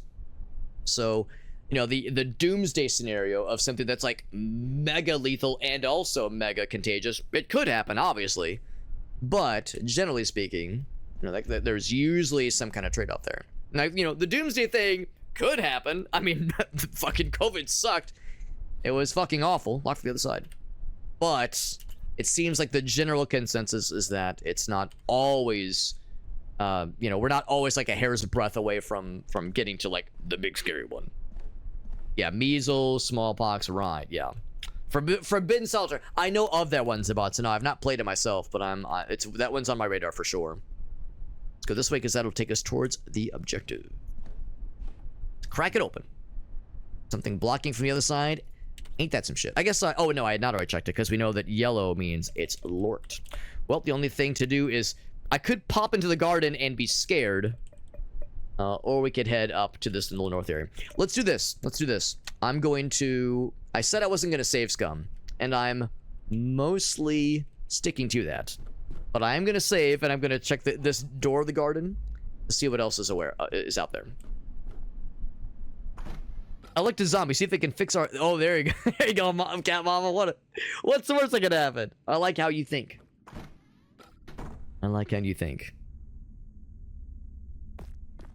Smallpox is lethal and contagious. Well, I mean, that's the thing. I mean, it's when I say doomsday, you know, I mean like, you know, the real bets. And I mean, and to your point, smallpox fucking was awful when it first dropped. When smallpox first dropped, when Smallpox mixtape first hit, it was awful. Obviously, I'm gonna do a separate save. Oh, it's a little bit weird. Save. Interesting. You could. Oh, there we go. I was gonna say. Well, I have two duplicates. Kind of weird. I couldn't just save over the earlier one, but that's fine. And now let's go check the other one. But I know what you mean though, Grim. I mean, that one was fucking brutal, and it's extremely contagious and very lethal for those who are, you know, not with the proper protections. We got Trev in the house. What's up, Trev? Trev says, I can't wait for something much worse. Yeah, that's the thing too. Like, there's valid concern to say, bro, what if the next one's the big one? What if the next one is so much worse? And it very well could be. That's what's so fucked up, the idea where it's like, you know, COVID fucking sucked, but it could have been so much worse. And it's like, oh boy, does that mean we have so much worse awaiting us? I sure hope not. Right, so we can pop into here without immediately attracting attention. Of course, I will go into stealth mode, obviously.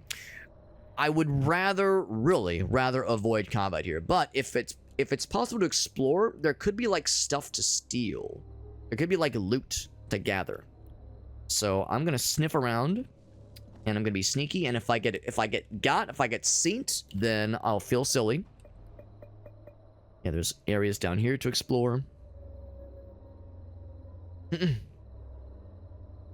Yeah, we actually have hospital space. Yeah, of course the vaccines obviously helped. Right? Yeah, Spanish flu sounded off. Yeah.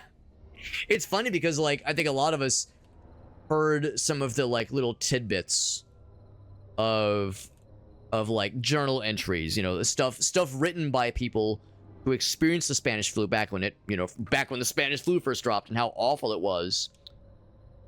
Ooh, there's something over there. I wonder what that is. Can I sneak over? Let's sneak over. This is how awful it was and how disastrous it was. Speaking of disastrous, oh no. So he has noticed me. As only they noticed me, I wonder. As I want to see what this is. It's like what, like legit, what is this? Is it, I really don't know. This whole, like, main area is so zombie full. Are these, like, egg sacks, I wonder? Just piles of garbage? But anyway, yeah, it's like, you know, you read the little tidbits. I'm actually gonna end my turn and just see what happens. Does everybody in the world know about me, or is it just these guys? So that guy doesn't. Don't feel great about that, necessarily. Don't feel terrible, but I don't feel great about it.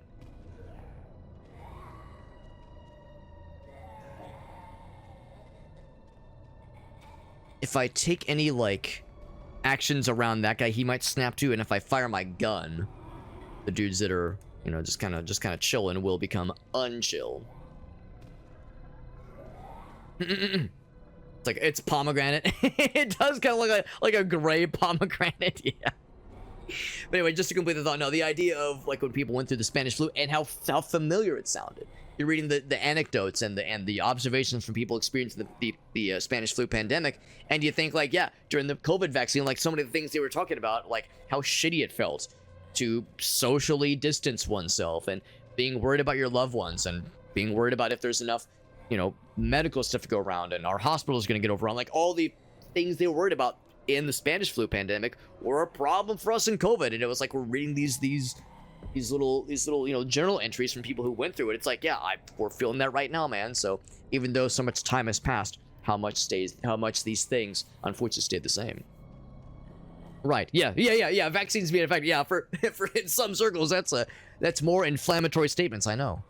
Believing in medical science, whoa, sounds like some communism right there. I'm gonna get over here and I'm gonna melee the shit out of you, or push the fuck out of you. Actually, no, I'm gonna melee and then push.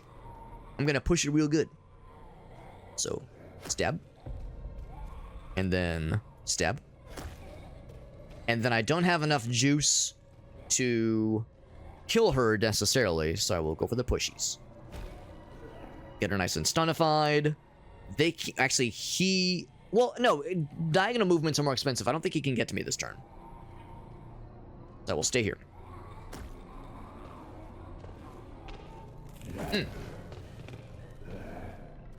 They just have better movement. So I'm gonna finish her off. Finish her. You're out! What I could do is I could walk here. Stun yo ass. Get stunned, idiot. And then get the fuck out of dodge. Oh, I could have done like one more cool guy attack. Actually, I still can do one more cool guy attack. Not on him, because he's sad. Oh, look how sad he is. He's so sad. Oh, but if I fire my gun... Like you said, we don't know the noise mechanics. Maybe it's not as bad as I think it is. Let's find out. Let's find out if there was ever time to experiment sexually. This is it. This is it, Luigi. Can't go for the headshot. Don't have the AP, but I can pop him in the torso. Oh! And I... Oh! Alright, so now we know. Truly, I think if it's in the room, they will snap too. It will truly snap too. Which sucks, unfortunately. At least if I go, let's see, here, he can reach me. Here, I think I'm in the clear, though.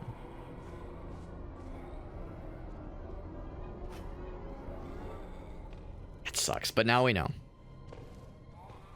Finished filming an appearance on Twilight. I actually did not know that. I did not know that. Speaking of shocking statements, I never read Twilight. I know. I was in college when Twilight was like really hot, really popping off, and I think I had just graduated college when the last book dropped. Oh no, that's not right. That's not right. I was still in college when the last book dropped. So yeah, so I'm far from an expert on these matters. The nice thing is that this guy doesn't have a ton of health.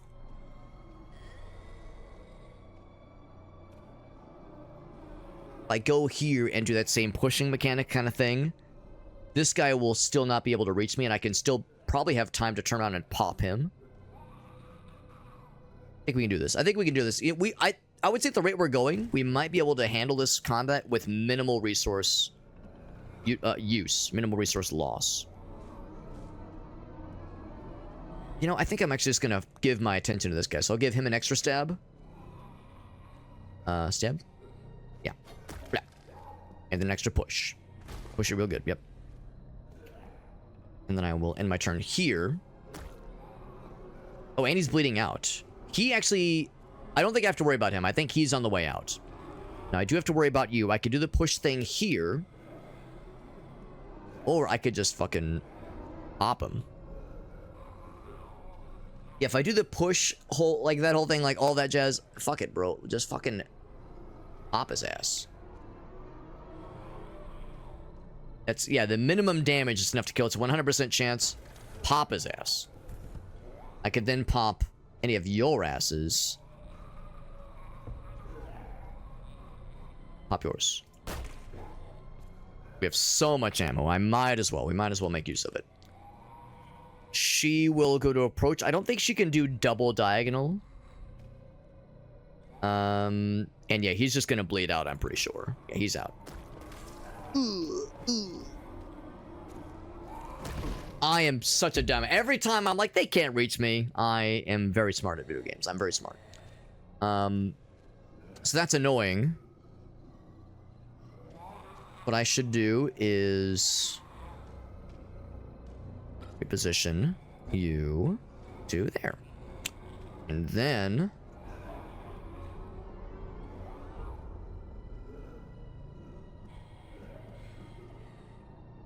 the nice thing is that that cost 1 action point but no movement point. So I can do this. That same kind of general kind of crowd control thing we've been doing. I could slash her and then stun her, but then I still have to deal with him, and I have to... He can... Actually, if I go here, he won't be able to reach me. I think I'll do exactly that. And he's still far enough away. Now, he's a pretty bulky fella, but I like to think I'm, like, learning more how to handle these situations better. So I'm going to... The stabbo. And then the pusho. And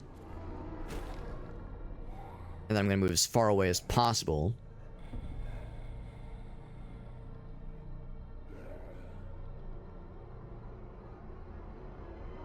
If I go there, he can reach me. If I go there, he should be unable to reach me. If I've done the proper calculations. Yeah, so he can get close, but he can't attack that same turn.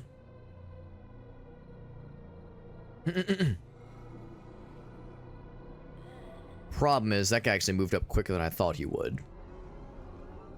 So I would say... I'm gonna bust out the Gat. She's still out of commission for a bit. So she'll have to wake up and be out of stun next time. Door dodge. What I'd love to do is the Resident Evil 4 thing where you if there's a zombie on the other side, you do you kick the door to stun the dude on the other side. We could. Yeah, to South Corridor, it would cost all of our stuff. We absolutely could. It's kind of cheesy, but honestly, Zabatsu, honestly, I kind of love that. Will the game let me? Yep. That's actually kind of hilarious. Fuck this shit, I'm out. Now, will they follow me? Probably not.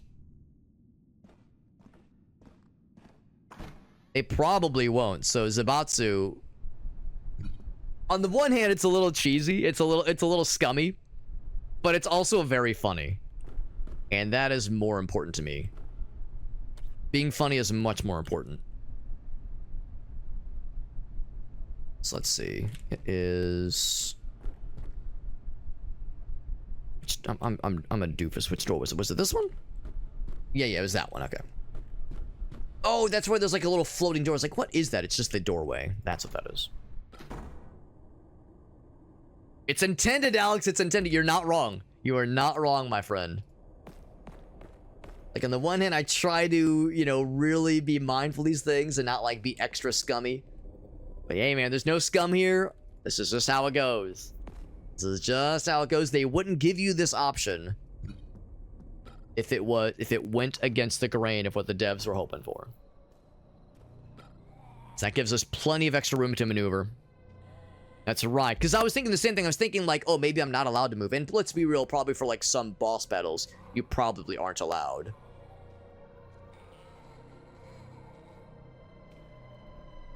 So I'll position myself right here. I think I'll just do a little pop. A little pop action. 95% chance. Good enough for me.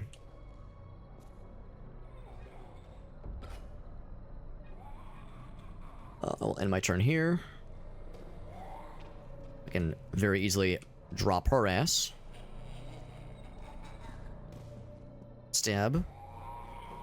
Dead.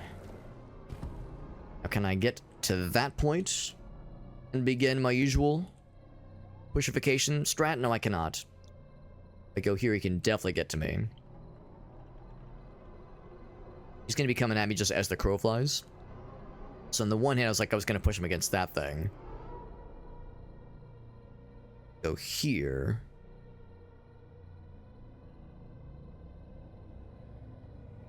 If I go there, he can definitely reach me. If I go here, I don't think he can reach me and attack in the same turn. Oh, actually, no, he can. He can reach me and attack the same turn. I might just actually stay put then. Oh, actually, I overestimated his movement. Because, yeah, it seems like some of them have more movement than others. And it's something I'm still kind of a little bit wobbly on sometimes. I might just go ahead and pop him too, honestly. Because I don't think I need to worry quite. Yeah, can you see how far they can move? I honestly don't know. I know their reach for their bite and their scratch is a reach of 1 square, which makes perfect sense. And there's a thing that says rush. I think that means they can double move. But yeah, I really don't know if there's a thing that can say like tell me more about what rush means. Tell me more what the double move is. I think the idea is we just have to learn by observing, basically. Yeah, I think they can move and attack, or they can double move and not attack, I think. Yeah, the game Sony. Zombie JRPG from back in the day. I don't think I remember that one, unfortunately. Ooh, some XCOM 2, man. That sounds fun, especially if it's like mega modded to hell. That does sound fun. What I could do is I could reposition this guy here, and then push him up against that guy. The downside, though, is I would use all of my movements. So I think what I would rather do is I think I'd just rather pop his ass. At this point, it's only a 90% chance. I think I will do 2 torso shots, which was not enough to kill. But I should have enough movement points to walk up here, finish him, and then move back. and we'll assume that he'll do like the big move. I'll go right here. My turn. Yeah, so he double moved, or maybe not double move is kind of a misnomer, but he like did like an extra move at the expense of not being able to attack the same turn. So by this point, I think we pretty much got it in the clear. So long as this does not fail, and it shouldn't. Stunned him. Good. So he's the last one left.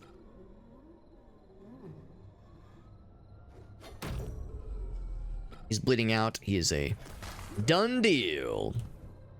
Okay. So now, I think we've killed everything. Having a party. A pizza party. It's actually a chance that there's still somebody stunned over here. I actually can't remember. Now we have full range. Being able to explore around here. So what the fuck is this thing? Let's find out. A monument. Okay. That's it? No. Yeah, it's just a monument. That's it. Okay, so it's very possible that we didn't have to do any of this. There's a fella right there. And I'm guessing he will stake... Oh, there's something up there, though. So I'll go ahead and do what I'm good at doing. Big sneak attack, by the way. Huge sneak attack. And that was a free one, too. So we've pretty much got him, then. Didn't even have to do the pushing shenanigans. Not too bad. So there's a door there. And then a dead body to interact with. Oh, joy. Oh, a VHS tape. There you go. Valuable. So there you go. In my mind, I was like, there's probably something. There's probably something here to make this area worth delving through. Now, of course, we didn't have to kill everybody. If we would have come through here. Where is this? We actually have never been here. So never mind, we couldn't have come through. I was going to say, if we could have come through here and just snuck through, we wouldn't have had to have fought all the dudes, but this is a one-way ticket here. So, first aid kit. Not bad, not bad. NB. What's this? Ammo? Shotgun, baby. Oh, hell yes. Is this like a crafting table or something? Firing range. Oh, we found the firing range tag. Nice. Very nice.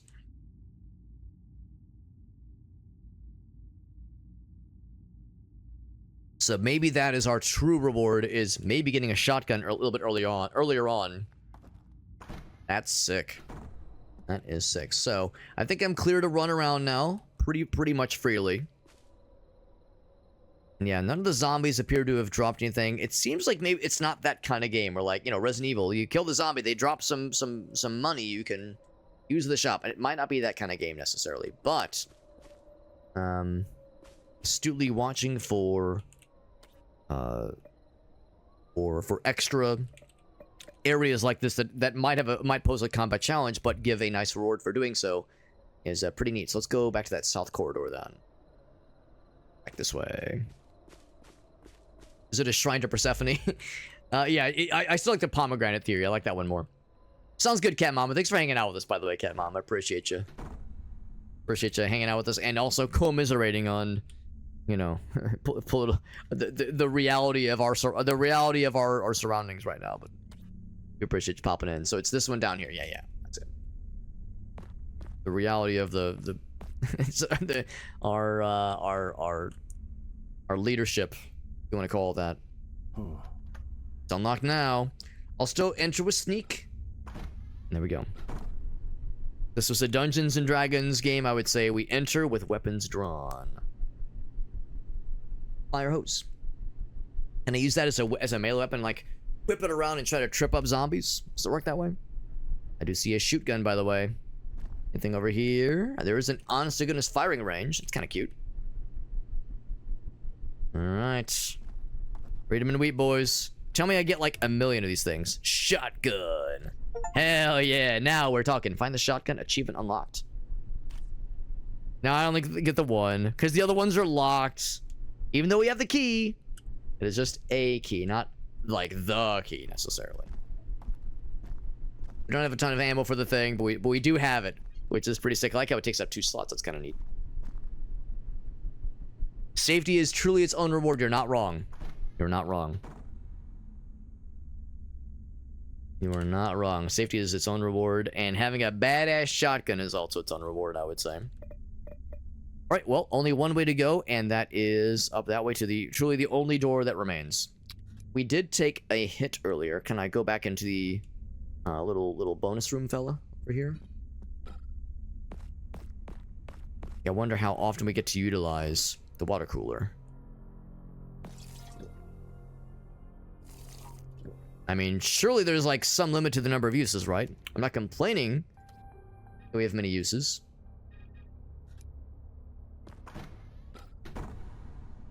Our inventory do be getting a little bit on the full side. Oh, here, I need to reload for one thing. That'll help.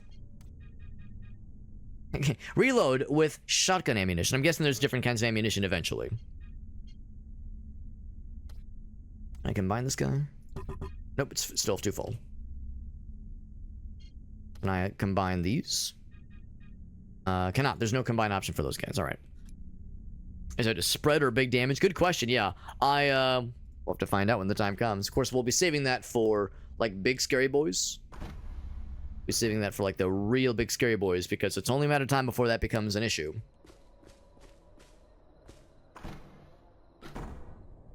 But I'm with you. I'm with you as far as like no wondering how, like what kind of shock are we talking? Are we talking spread shot? We're talking a slug? Unlimited saves and have a hardcore mode? Right. Because yeah, of course, a lot of us remember that when it came to games like original Resident Evil and also Resident Evil, well, no, RE4 did not have a limited number of saves, but original Resident Evil did have a limited number of saves, as did, you know, Tormented Soul, some of the other more retro-inspired survival horror games we've played. But yeah, this one does, I think, have unlimited saves.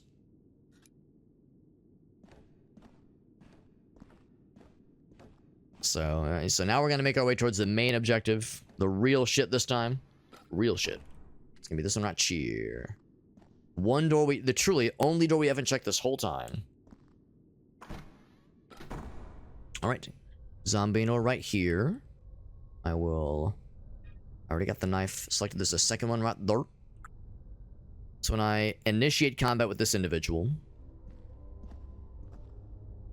Now, I could maybe get around sneakily, but I think it's like a line of sight thing. If I, like, get to, like, basically anywhere around here, he will probably see me. So, I think I'm just gonna go ahead and kick this off. I'm kind of curious. Shotgun. Buckshot. Close range burst. And it does do a knockback, yeah. Oh, there we go. There's our answers, Zabatsu. Nice bit of spread. Very nice bit of spread. Does angles as well. Oh, that's beautiful. So once they get nice and congested together, make them pop, baby. Make them pop. Wonderful. Wonderful. But for now, I'll be a good boy and be conscious of my resource utilization. Step. Pop. And I think, same as before, I can just go ahead and drop her ass. Yep. Have to drop on her. There's a zombie lab, but there's pistol ammo here. We still have quite a bit of pistol ammo to our person. So, I say... So I used one action point there. Over the cheeky headshot. Bam. So, I don't think any of them can get us immediately. Actually, what I might do is position myself right here.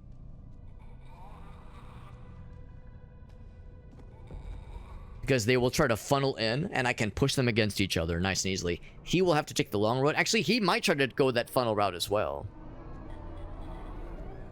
In fact, that'd be really cool if I could, like, goad them into doing that. I'm going to move right here and hope that he will go as the crow flies and try to... If I can route them all down this one corridor, that would be most ideal. That would be most ideal. So let's go for that. Let's end my turn. They go as the crow flies.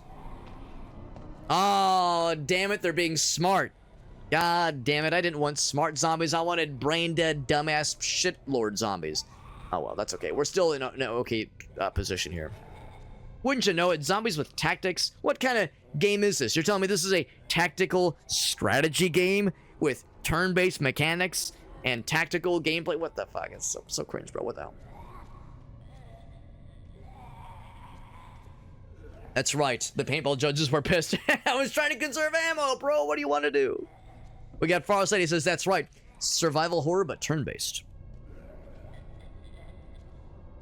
And of course, we do have the story. If things get hairy, now we don't know if it's locked or not, but if things get hairy, might be able to be like, fuck out of here, bro. So we can at least do the goods. In fact, we might be able to just straight up murder her ass. So stab. Stab. Now, we can't guarantee that the last hit will kill, because the minimum damage is 3. We could roll, unfortunately. So let's play it safe and go for the push. The stunner. Now that means this person can still get right here, but I don't think he can move 3 spaces and attack the same turn. He's a standard zombie. Yeah, they're both standard zombies. It seems like they can move 3 spaces, but can't move 3 spaces and attack. They can definitely move 2 spaces and attack, including diagonals. But I think we're in the clear if he gets right here. This guy, I think we're in the clear too, so I'm actually going to end my turn. And bank on that. Okay, good. So check this shit out. The concern that I have is that we might... Yeah. It's a shame she never got bleeding, because bleeding would have... If she had bleed, she would have just bled out. We could just try to immobilize him. Or I could move him here and just stun him. The problem is, I don't know if I could get past him, though. And I worry about this guy getting into position to easily get me. Or... an even better option. Check this shit out. A position. You. Right there. So now... I still have plenty of movement points. Check it, alright? Check this shit. I'm gonna use this to block this guy. Reposition. Reposition so that I can stun him. The old push against the wall. Bam. Oh! Never mind. That's... My whole plan just fell apart. Because in my mind, I was like, that's a wall. He's gonna get stunned. That was not a wall, actually. I'm not too concerned now. I am concerned there's a zombie I did not know about. That concerns me. It'll still be a bit before she can reach us. We still have 2 movement points left. So if I go here... I think that's the same kind of thing. I don't think she could reach us, but she can't attack us the same turn. If I go here, both of them... Well, no, this guy could still reach me if I was here. Reach me and attack me. So I go there, I think we're in the clear. Oh my fucking... There's even more. So many zombarinos. Good heckin' lord, man. Good heckin' lord. We got Formidable Thunder. What's up, bud? Good to see you, man. Came across... Oh, some St. Pepsi, dude. We were talking about Vaporwave. St. Pepsi, also known as Skylar Spence. As you can imagine, the name St. Pepsi... A certain Pepsi Cola corporation took issue with his screen name. Or with his username. Artist name, whatever. So he had to change his name to Skylar Spence. But yeah, he is one of the premier Vaporwave artists. Give him a fresh hole. You know it, Farsley. You know I'm always about some fresh holes. Speaking of fresh holes, by the way... Speaking of fresh holes, I don't know if you already saw the clip. Did you already know you already see the clip? Because if you did not see the clip, your friend and mine, Mrs. Johnson. No, yeah, I don't think she's married yet, but Miss Johnson was kind enough to supply us with the goods. Peep the goods. There's the goods. We were just talking about fresh holes earlier. Fresh, juicy, pulpating holes. Just gestating, oscillating, engorgulating. Anyway, just making up words. So he will try to close. She will try to close. Oh, she does not try to close. You guys are looking plump and shotgunnable right now. Oh my god. Could you... Bro, could you, a little bit more to the right, please? Or more to the left? Just a little bit to the left, a little bit. You know, it's like we're trying to take a picture. Like, alright, move up, everyone move up. Come on, you're all friends here, come on. Put your arms around each other. Hey, stop grabbing his ass. I'm just jealous he wasn't grabbing mine. We could fucking blast their asses. That is 2 AP. And we still have this guy to be concerned about, but they're just all clumping up just the way I love it. Target. Wait, it says target legs, which is a little surprising. Yeah, so it's a lot of damage. A lot of damage. Critical is only 5% chance, which is fine. That is tempting. I'm a little bit more concerned about this guy. And how I want to deal with him. Because I don't really have a great way of stunning him. I could, like... Oh god, I could do something really stupid. I could do something really stupid, but it wouldn't be... Never mind. It wouldn't be as funny. It wouldn't be as funny. It was like, can I do the reposition, get him here, and then, like, push him into this group, and then do the shotgun blast? No, I wouldn't have enough points. Wouldn't have enough points for it. I can also, like, just take some pistol shots. I have plenty of movement over here. I'm mostly confident that there's no more zombies in this room. We've explored, we've unveiled most of this room. I'm gonna do the shotgun thing because it's gonna be very fun. Fuck shot. Oh, the fuck shot. Bam! That is very cool. So I'm gonna do that, and I'm gonna switch to my regular gun. And at the end of my turn, I'm gonna move here. Because that gets me plenty of distance away from them. And it potentially, again, opens the opportunity for them to, like, all route to a single corridor. That's what I really want them to do.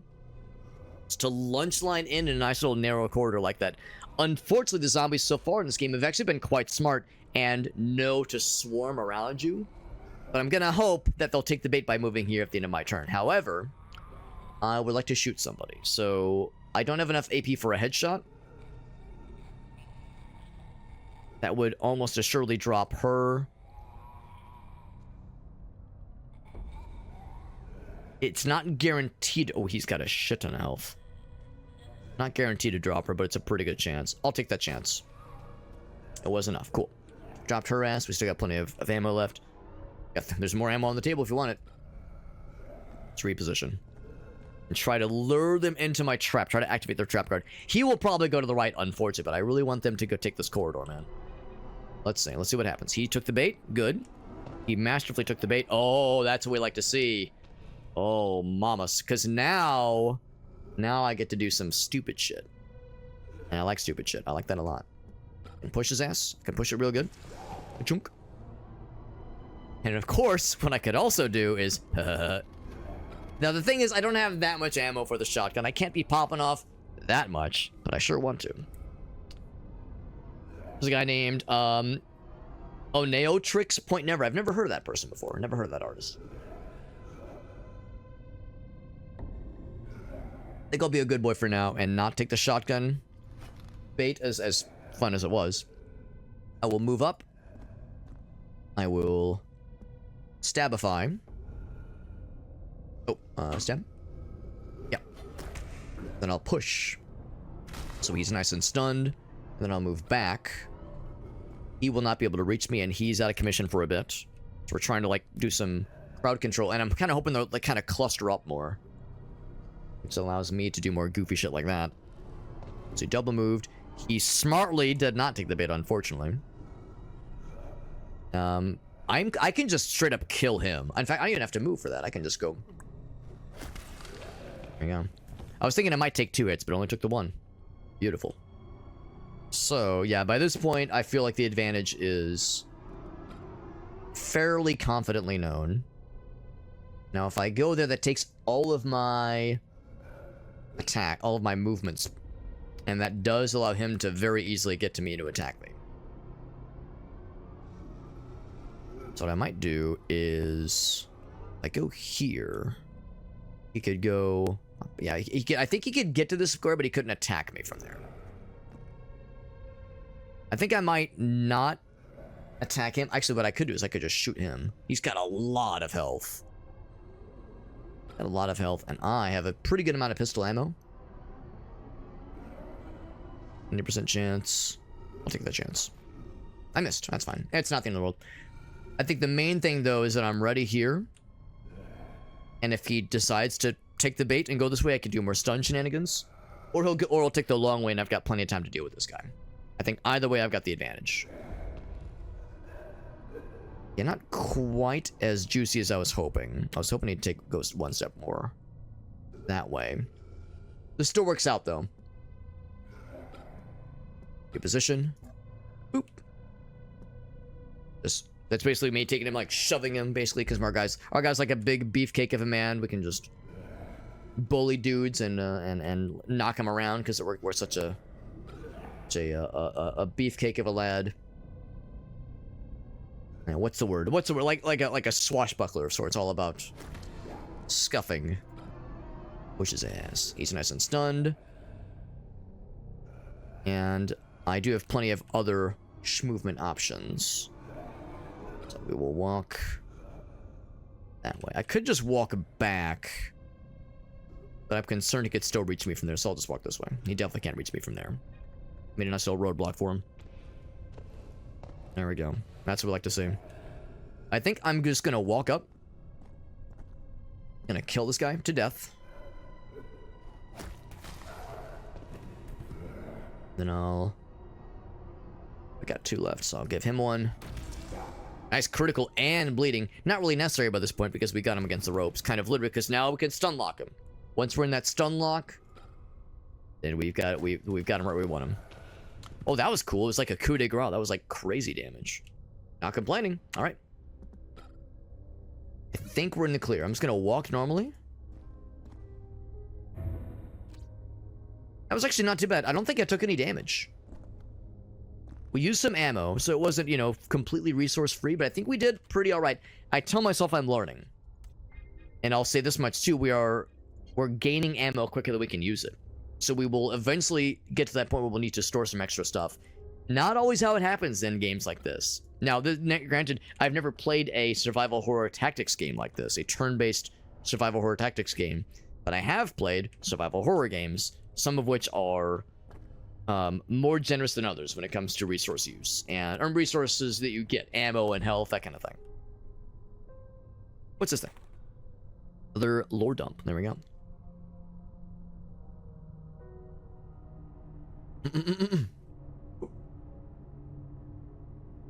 Two spots of ammo. That's right. That's right, yeah. And eventually we'll have to store some of it, which is not a bad thing, obviously. So Tiago is the guy we're looking for. Yeah, Eugenesis Labs. Not eugenics. Not eugenics. Eugenesis. Totally different. They're just a big fan of the Sega Genesis. They just love the Sega Genesis. And the guy was like, I love it. You love it? You? The Genesis? You? Genesis? Really? And the guy was like, that's a good name for a company. It's Eugene Sis. That's a very likely possibility as well. Maybe the guy that like founded it, his name was Dr. Eugene, you know, who knows. That's also very possible. Very, very possible. It's just, in my mind, it's more fun to imagine that the company is like doing some really fucked up shit, and it's what led to the zombie apocalypse, and they were like, you know, trying to do like genetic, questionable, ethically questionable things. I know something that powerful people will do anything to keep hidden. Already following me. So we found this. This recording proves it, you say. Tell me more. Clear signs of extreme paranoia, imminent danger. Evidence vault. Ooh. Isolation cells. Same day as the incident. Yes, Dr. I make zombies Eugene. Weird that his parents named him that, but heck do I know. Mama and Papa Eugene were very proud. They were very proud. That's where we're going next. Might give more clues. Check the evidence vault. You nailed it, lady. That's what we're fucking doing. That's what we're here to do. Woo! Such a gallant, such a graceful maneuver there. Woo! At this point, our guy's just doing it for funsies. We actually don't need to slurp from the water cooler because we're already healed up. We have many options to choose from. That's the interrogation cell, so we'll do that one last, as always.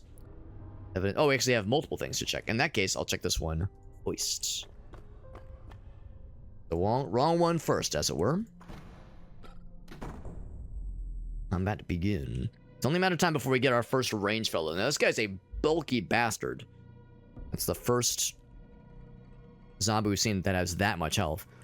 Looks like he's by himself. Is this the chief? I mean, he doesn't have anything extra about him.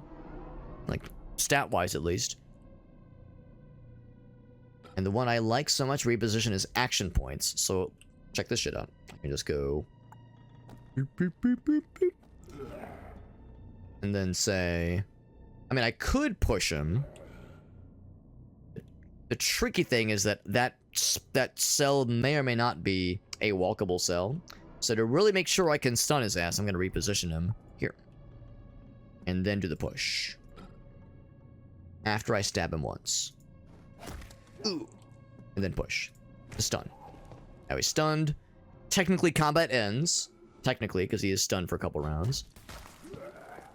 I love that it's a coup de grace now. I don't know if I just wasn't doing it correctly earlier, but the fact that if you knife a stunned dude, it instantly kills him. Saves us the trouble. I'm all about it. Stab. Head. Yes, I will just stab the head of the table. Take that, table, you fucker! Alright. Yeah, just normal move. Actually, we can even run. There's nothing else here. Security code. Ooh, let's write this down. 210708. 210708. Please don't forget it again, you dingus. It's a good thing they left that on a notepad on their desk, written on a little post-it note. Thank goodness. Or it was in a unlocked. It was on an unlocked computer on like a text, like a notepad file, basically a text file. Always someone who writes this stuff down. That's right. What's this, by the way? Is it toilet paper? Bandage. It's more fun if it's toilet paper. In my headcanon, it's toilet paper. It's much more fun to imagine that. Anything else around here? We're all good. All good in the hood. No password managers back then. Yeah, because this clearly takes place in the olden times. Now, I know the pistol is equipped, and that's why it says that, but it's more funny to say, I'm looking at the toilet paper, and it's like, ah, yes, I can fire the toilet paper for 3 to 8 damage. Additional 3 or 6 damage if it's critical. Everyone loves a critically damaging toilet paper. Cover wounds and protect damaged skin. Which presumably means it helps stop bleeding, probably, if I had to guess. I think what I will soon do is take a visit to the armory and store some of the stuff, because our inventory is filling up, for sure. Oh, show. Let's do the isolation cells first.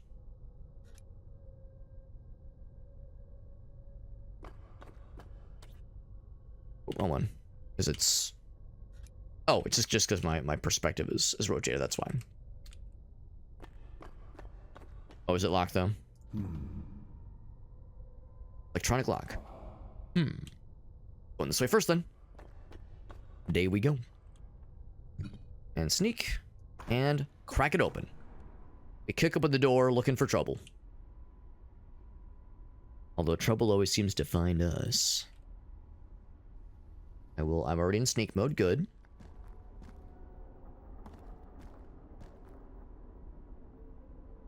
Alright, that's not a mobile space, so what I can do is initiate.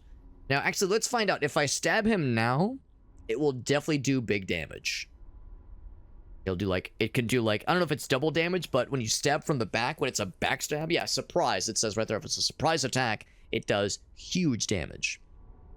Like, extra good damage. But what I wonder is if, so I can go here, that's undetected. What about here? Is this considered undetected? It is. I mean, you would think. Yeah, it's like, you know, it's like, you know, you're just standing in the elevator. How you doing? Yep. You come here often? First time? Yep. So, if it lets me do this, no complaints. Now, he's a healthy fella, but not if I have anything to say about it. The double, the push, stunned. It's Jover for him. Ooh, oh, it is not Jover. But now it's Jover. There it is. Another instance where, okay, we got the kill. Great, but there's no guarantee that we're donezo necessarily. We could just go on, or I could just go ahead and explore the rest of this corridor. Just to make sure there's no surprises lurking for us. There's something. Alright, well, we already know how to deal with this. It's a decent possibility that there's more dudes back that way. We'll take that chance.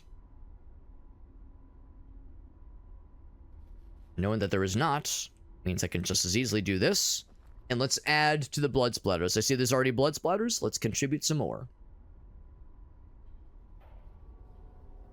Oh, and actually look at that. When it's a, I guess when it's a surprise hit, the headshot is a lot more damage. Makes perfect sense. It obviously should be. Oh, actually, yo, even when it's not a surprise round, that does more damage. Man, I should be doing that then. Yeah, when it's a 100% chance anyway. Go for this head stab. Headshot. Right, now I truly believe we're in the clear. Now, there are traps. You know, you're never, like, fully safe in an area like this, but we're doing all right. We're doing okay. All right, so... the main objective's going to be more that way. However, that one at the end of the hallway did catch my eyeballs. A few of them, even. A few eyeballs. Let's hustle. But once again, assume the sneak. Crack her open. Crack her open just like a barrel, that's right. The first aid kit. And some extra ammo. And what's this thing? I am Berta. Today's episode. The arrival at Supermoda. Executive Secretary interview. Secretary. I have a PhD in economics. But I also type very fast. Wow, thrilling. Let me guess, is it the same episode on repeat? Yep. Very good. Some very 80s and 90s AF advertisements. Become champion. Ah, yes, I love... oh, it's man. I thought it was a W, like Huyamas? No, mayonnaise. It's mayonnaise. Who's just enjoying a jar of mayonnaise on a beach? On a sunny-ass, hot-ass beach like a fucking weirdo. Beer and maybe sparkling water. Yeah, very good. Time to store some stuff because our inventory is quite populated. I would say, yeah, move that shit. I'm gonna just carry one of me for the time being. I'll keep the bandages. I'm also gonna move this extra ammo. Everything else is good. I'll keep the shotgun because, I mean, come on, I'm not gonna leave home. Not gonna leave home without that shit. You kidding me? And then I will save. There we go. Also, little coffee machine. I love this. Love the old school coffee machine. Very good. Yeah, it's mayonnaise, but it's sexy, Alex. Hey man, mayonnaise is always sexy if you're rubbing it on yourself naked. But what I do with in my free time is of no one's business. I'm rubbing things on myself naked real quick. Give me one sec.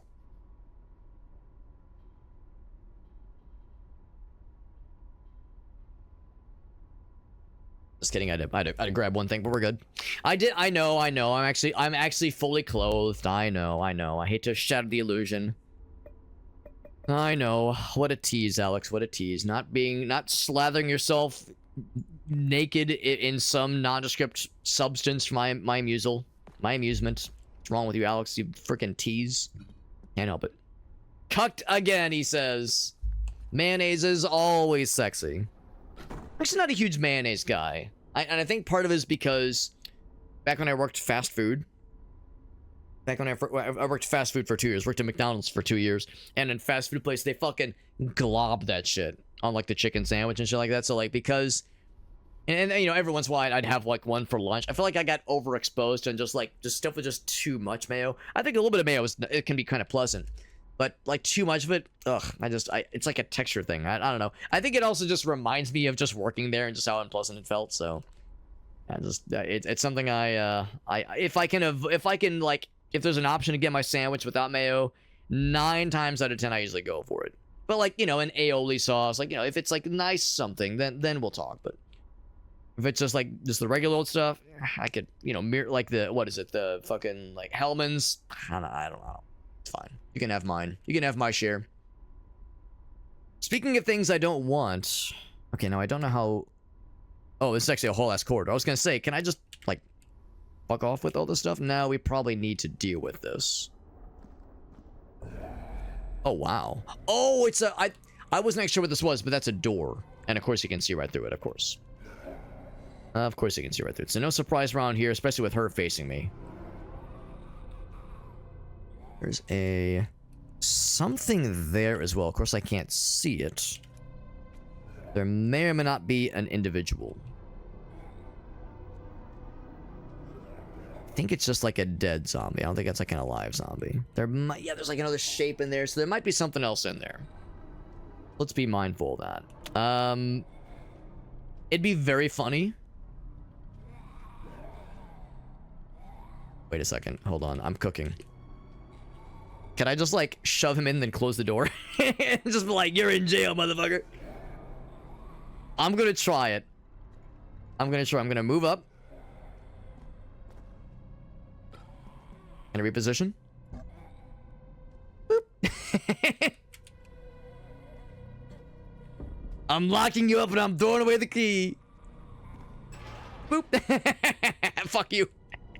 Now, can they open doors? I don't actually know. I don't actually know.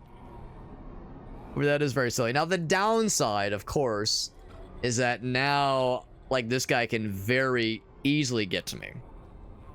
She cannot, but he can do it a very easy, just standard move and attack me the same turn. And I have no real good way of going up to it, of like doing the stun thing, doing the push thing. What I could try to do is I can move up and use my one move to try to incapacitate him. Try to hit him in the legs and try to immobilize him. But then I can't move back. So yeah, no matter how you do, it's kind of not great. I think I'll just take the L on that and move back. Except that he's going to move up and go for the attack. And I'll just pop him.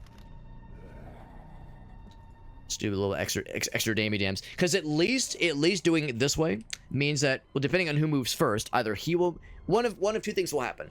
Either this guy can open the door, or he can't. And if he can't open the door and he goes first, he'll occupy the space and block this guy. If he can open the door, but this guy moves first, then he'll block him from getting out. So no matter how I slice it, being right here, both these guys can't get to me. Unless he's smart enough to move here, which he might be. I don't think I have to worry about her. I don't think she can attack me in the same turn. I'll pop him. And then accept that I'm gonna take a hit. Not the end of the way. We got plenty of heals. Yeah, she was able to get here, but she couldn't attack. Same turn. I'm okay with that. So I have no way of stunning him, but I do have a nice way of stunning her. Now inside is that, of course, we'll use all of my juice. All of my movement juice. Probably a better way of doing this, because my placement is not the most idealist.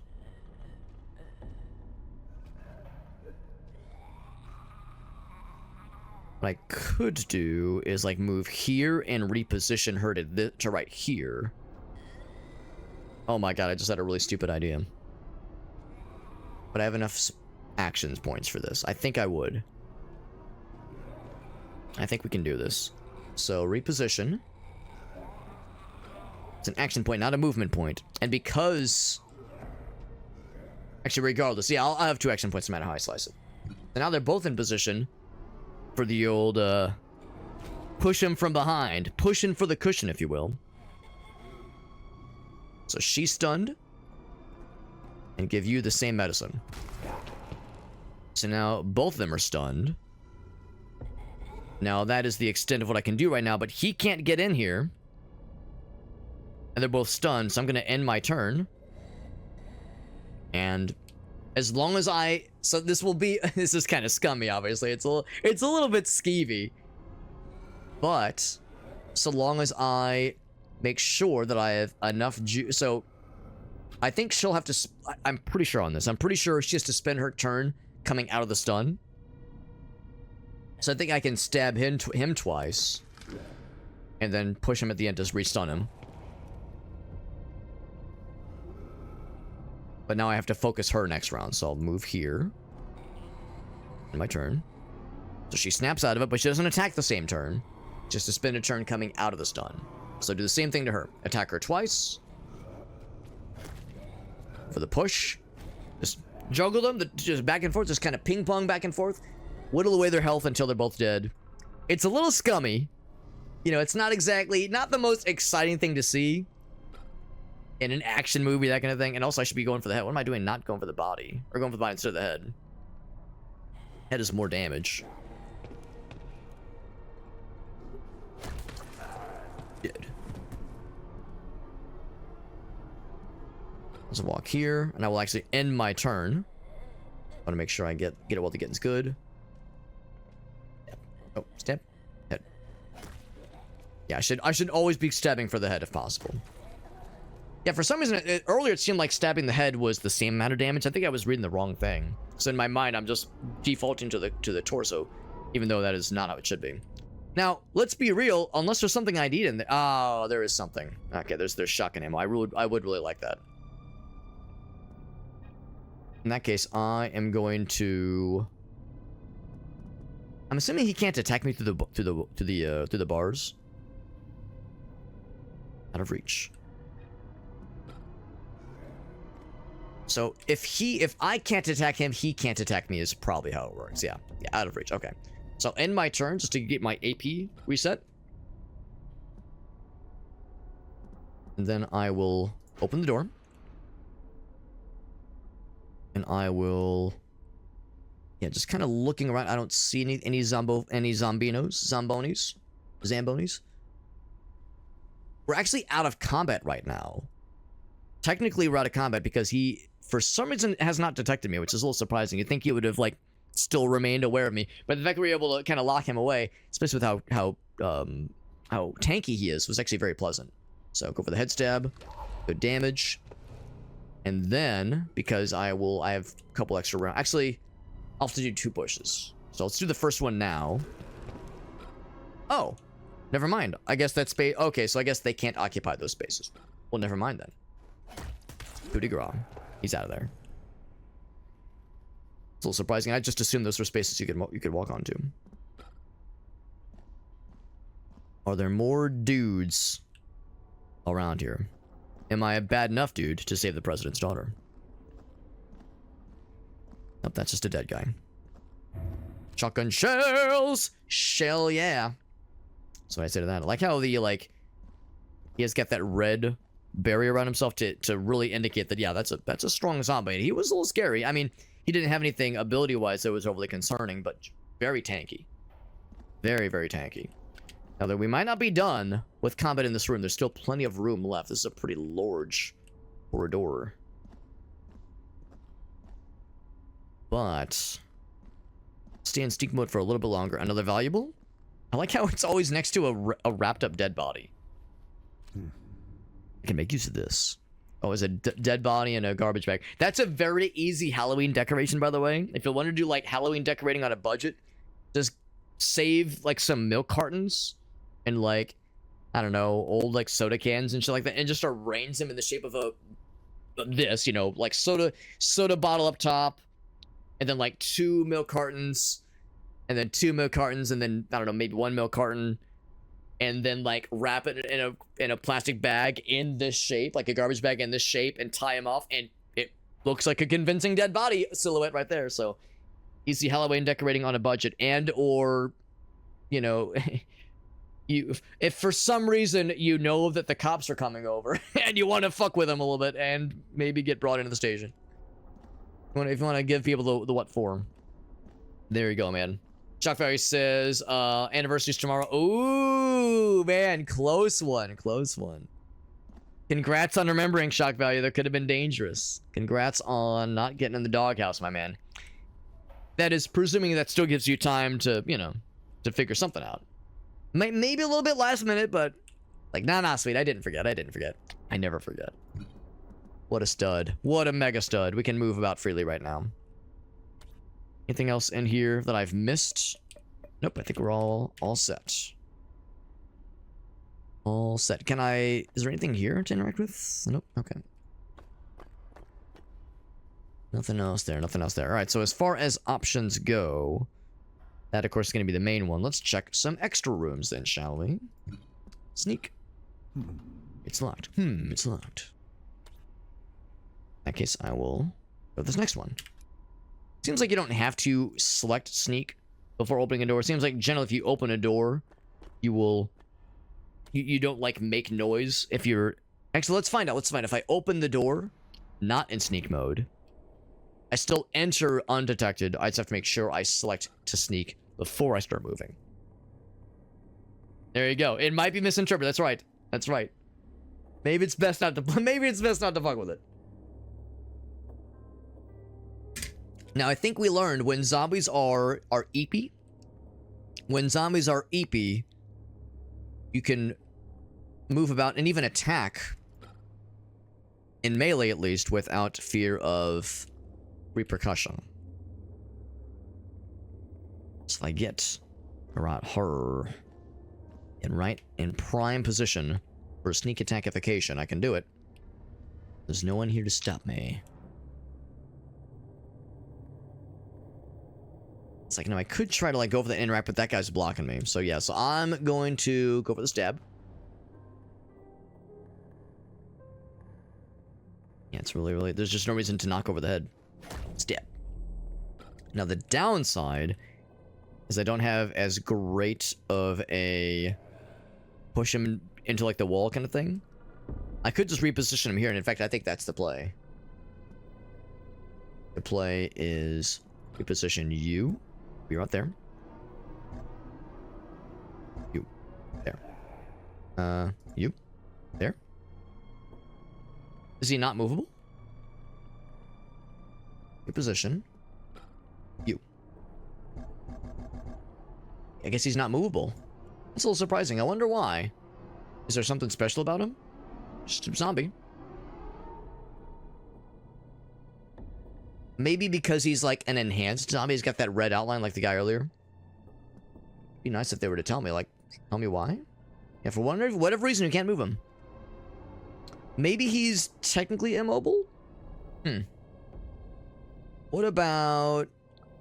We're closer here. What about switch places? So that's acceptable. That's a little weird. Like, tell me why he's not movable. Target enemy or movable. Target enemy or movable object, and he's neither. He's not movable. Yeah. Tell me why though. It would be nice to know why, because I want to move him here, so I can then go up and push him against the wall and stun his ass. Not the end of the world. We still have options. So if I switch places, it's still not ideal because I have to do a couple more pushes, but I think we have enough juice to make it happen. So what's up, Lily? Good to see you, bud. Having a fun time. This game is very good. This game is very fun. I don't know if you've heard of it, but it is really neat. It is called Vultures, Scavengers of Death. It's a cool little turn-based tactics survival horror game. It's very good. Or actually, what I could also do is just steer the course and just push him. Just push him real good. I think that's what I'll do. I think I'll just push him forward. If I can push him there and then push him there. Oh, I guess that's the thing. I actually can't do that. If I push him 2 more times, push him here, then push him 1 more time. But presuming that that is a valid spot, actually, I guess I don't know it's a valid spot. I can't know it. Actually, I can, yes, because that one's the same. So, unless the flag blocks it.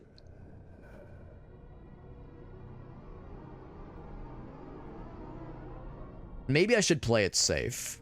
I don't know if the flag blocks that from being a walkable spot. And I don't think I can assume. It does say unreachable, but it's unreachable because he's blocking me. So yeah, it's not necessarily a mark against the game. Just in general, it's kind of hard to know sometimes at a quick glance what kind of spots are movable, which is you are occupiable. You can occupy the space versus which ones are not. So, and the only way to know for sure would have me spend all of my action and move points to get up there. And by that point, it might leave me as a sitting duck vulnerable for a follow-up attack. So instead, I'm actually going to move back. I'm going to end my turn and let him come to me. Actually,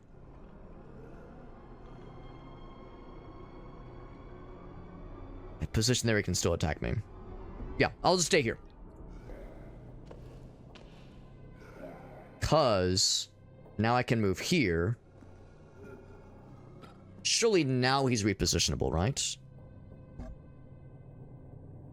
So why he was repositionable that time but not earlier, I don't know. Maybe because it was a surprise round. Maybe like when you first get the drop on someone, for some reason they're not repositionable. I don't know. I mean, I don't want to say it's a bug, but that seems like an unusual limitation. But we figured it out. And now we got the drop on his ass. There we go. Ooh. And really, provided that there's no other zombies in this room that are awake, as long as I stay in sneak mode, I don't have to fight anything else in this room. As long as I stay in sneak mode, as long as I don't fire a gun, because I'm planning on it. Ooh, okay, I was gonna say, as long as that doesn't make noise, we should be okay. Yeah, RPG, turn-based, but like survival horror zombies. It's really cool. It's really cool, and it's quite good. Very smartly made game. Right, we heard about this earlier. This was the press release we heard about with the zombies that caused, or rather, the events that led to the zombie infection, zombie outbreak rather.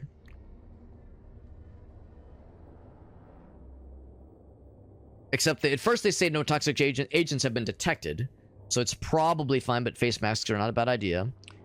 And then they said, oh shit, there's emergency calls. That's not good. Citizens, leave the metro area, please. Obstruction is punishable, blah, blah, blah. Then they say, oh god, now things are getting weird. Mentally unstable people. People are turning into zombies. Oh fuck, oh god, oh fuck. And that's like how it all fell apart, right? As it all went to heck.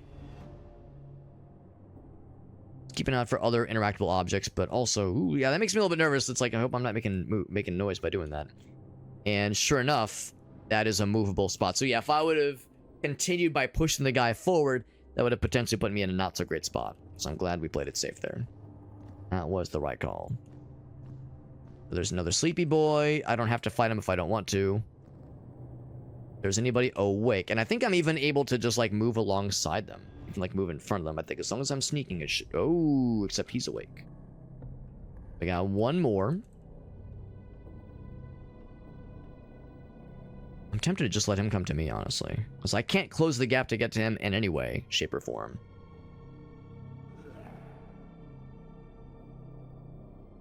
In fact, I think I'll move up. And get there. I think he can get... Oh, he could still attack me, actually, if I move up. I'm just gonna wait here. Yeah. Oh, shit! Alright. Lesson learned. Lesson learned. If you end your turn next to a sleeping zombie, they'll wake up. Lesson learned. I did not know that. It makes perfect sense. That's on me. That's on me, big dog. That's on me, but lesson learned. We're learning as we go. Good news, though, is we have tools with which to deal in situations like this. Reposition, my beloved. Boop. Such a great tactical maneuver. Such a useful tactical maneuver for allowing for tomfoolery such as this. Stab. Bam. Good. Push. Stuns the shit out of him. He's incapacitated for a bit. Still gotta deal with him. I'm not gonna fire my gun. I don't have a death wish. What I will do is I'll assume that he will come this way and try to what's the word? Anticipate his movements. I'm assuming he's gonna end his turn right here. Probably gonna end his turn right there. Unless I do something crazy. But yeah, I think if I like move right here. Ooh, actually he could still attack me. I'm gonna move one step back. Now we should be in the safety zone. He's gonna be stunned for 2 rounds. Okay, good. He didn't quite move up as much as I thought he would, though. It's a little surprising. I hate it when they're smart. I hate it when they're being smart. What the hell, man? Shit. That's unfortunately very smart, because it's almost like he knows that I'm trying to, like, lure him into this corridor. This kill corridor. Of course, I could go up and attack him. But I'm not going to shoot my gun. I don't want to wake up all these other dudes if I can help it. I can attack him as well. In fact, I could probably confidently kill him, but I'm more concerned about him. I moved here and did the reposition. So right there, I think we'll be okay. Position. Boop. And then do the same. Actually, got an extra stab, so I mean, might as well. Boop. And go for the push. So now we're in a familiar situation. But I'm a little bit nervous. If I walk here and end my turn, does that wake him up? Yeah, I guess it doesn't. Stab. Surprisingly, that didn't kill him. Oh, he's gonna bleed out. Yeah, you know what? I'm not gonna wait. I'm not gonna wait around for that to happen. Pop his ass. I think it's if you're truly adjacent. I think if you're... I think if you are diagonal, I think it has to be cardinal directions to be considered adjacent to an enemy. Coup de grace? Not quite, not quite. He's still up, but... No, he's not. Alright, so... Don't end your turn adjacent to one of these guys. Lesson learned.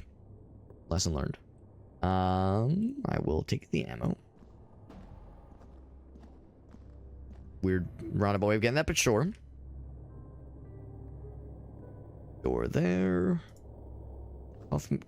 Microwave and coffee maker and all kinds of goodies. Now, I don't see any boxes of donuts. They're going to look me in the penis and tell me that there's a coffee room and a police station. Not a single box of donuts in sight. I don't know, bro. I don't know about that. Seems kind of sus. Kinda sus, not gonna lie. I'm kind of curious. This door was locked. Can I just unlock it? It's unlocked now. It's unlocked. Cool. Now I am curious what's down that a ways. It might just be extra. Might be something we don't need to worry about. We, of course, know the main objective is up that way. But I'm curious about the extra areas. There's actually 2 doors leading down.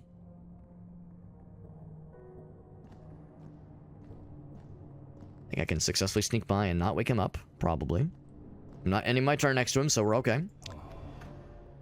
Oh, it was locked. Okay. Oh, that makes sense. Well, actually, no, it doesn't, because I've never been here before. Combat started. So those 2 are dead. Like, real dead. Exactly, Lily. You're exactly right. There's attacks of opportunities you have to consider. There's line of sight you have to consider. We haven't really so much seen cover, necessarily. As if there's 2 zombies back to back, and so if I'm standing here, there's a zombie in front of me and a zombie behind them, you can shoot past the other zombie to hit the other guy. And like shooting into melee is not, in fact, shooting in melee is encouraged because you have much better chance of like crits and headshots. But you're absolutely right when it comes to attacks of opportunity. However, what you can do, you can either run to just get out of dodge quicker, or you can sneak, which costs more action points instead of movement points. But like it says in the top, if you sneak out of combat range, you will not incur an attack of opportunity. So that is very much something you have to consider. That's why I'm trying to be very careful about my positioning, and when I go for a melee attack, I make sure I try to end the turn by stunning the bad guy, so that way I'm in the clear. So that way I can move, once they're stunned, there's no other melee dudes around me, I can move freely. So to that end, I can't get to him.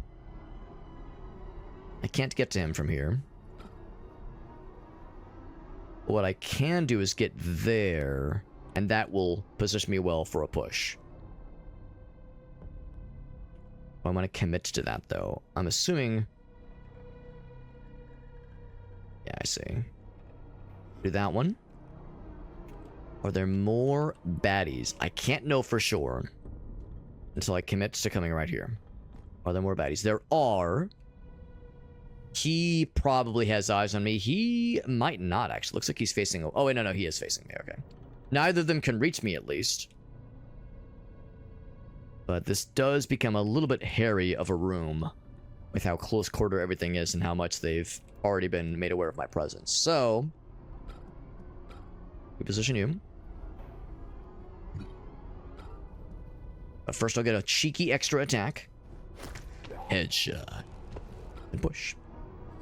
I have no more movements. Oh, interesting. So, oh, actually, oh, wow. So they were not aware of me. Well, actually, I guess I don't know. He definitely is aware of me. I'm a little bit surprised that like reset combat with him, because I have my action points back, and this guy's still stunned, so I can just fuck with him.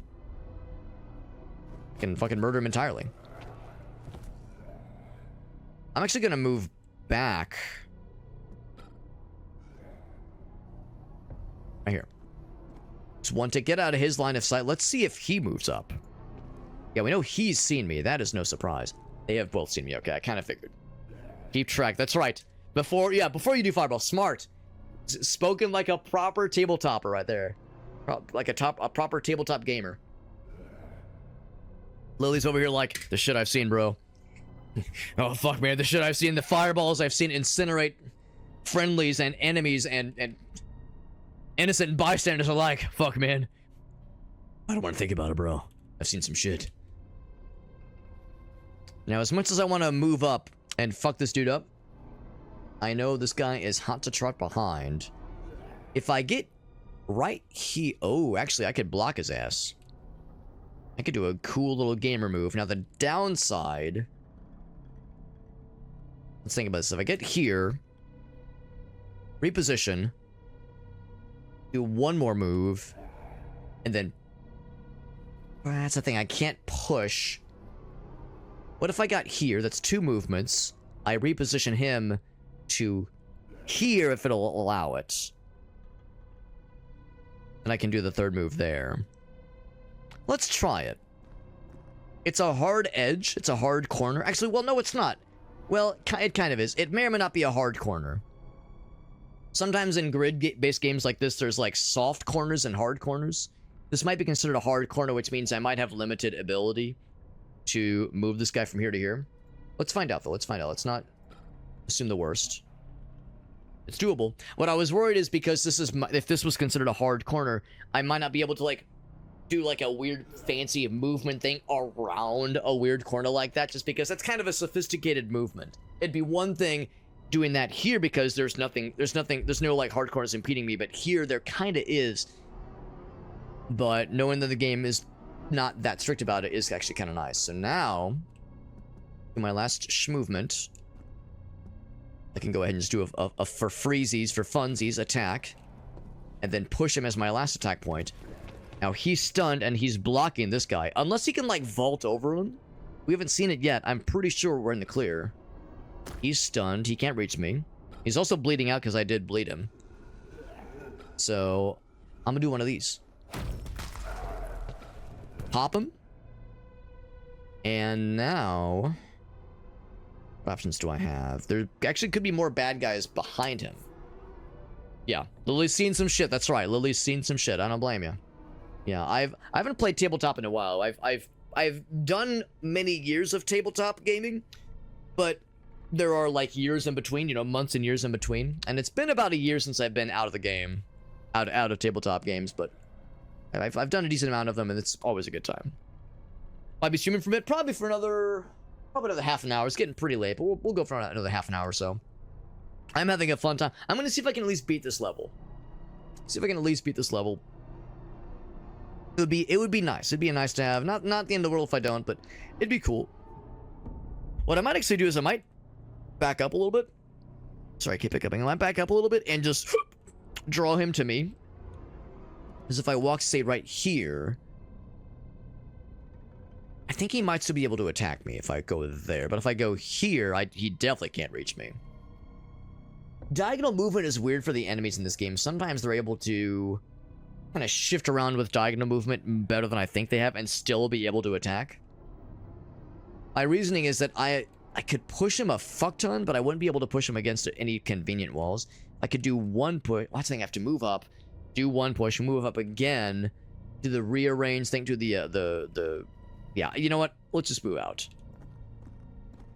Because then he will probably turn, hug this wall, and that would allow me to easily reposition to do that push maneuver, and we're all good. Don't even need to fire my gun, and I don't want to fire my gun. Damn, he was being smart, unfortunately. Another instance of them being smart. How terrible. That's okay, though, because we can do the same thing we did earlier. Let's do this guy here, reposition. Bam. Bam. The stab-o. And then go for the push-o. Push. That's like the 4th stab in a row we've done that ended in the dudes getting bled. Getting the bleed effect. Because the bleed effect is not a guarantee. It is a... What is it? 10% chance? 25% chance. And I feel like we've gone many combats in a row without a successful bleed. So we're being very fortunate. We're being very lucky here. But no, the reason I didn't want to fire my gun is because we haven't explored the rest of this area. There could be zombies just chilling, or there could be zombies that are like sleeping. And if they're chilling, then obviously they're going to see me eventually. But if they're sleeping, I might be able to get away without incurring their rage, incurring their aggro. It'd be nice if I could avoid that if that was an option. So if I could get out of here without incurring unnecessary bullshit, I would gleefully accept that. Take the valuable. Take the valuable, and I'm actually kind of curious. Key items. Okay, so valuables, good.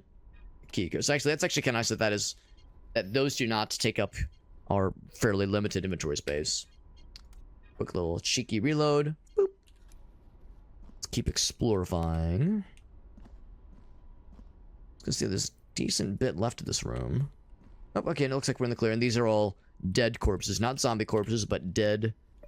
I know, the term dead corpse might sound silly, and it kind of is, but the concept, of course, is more or less, hopefully, familiar to a lot of us.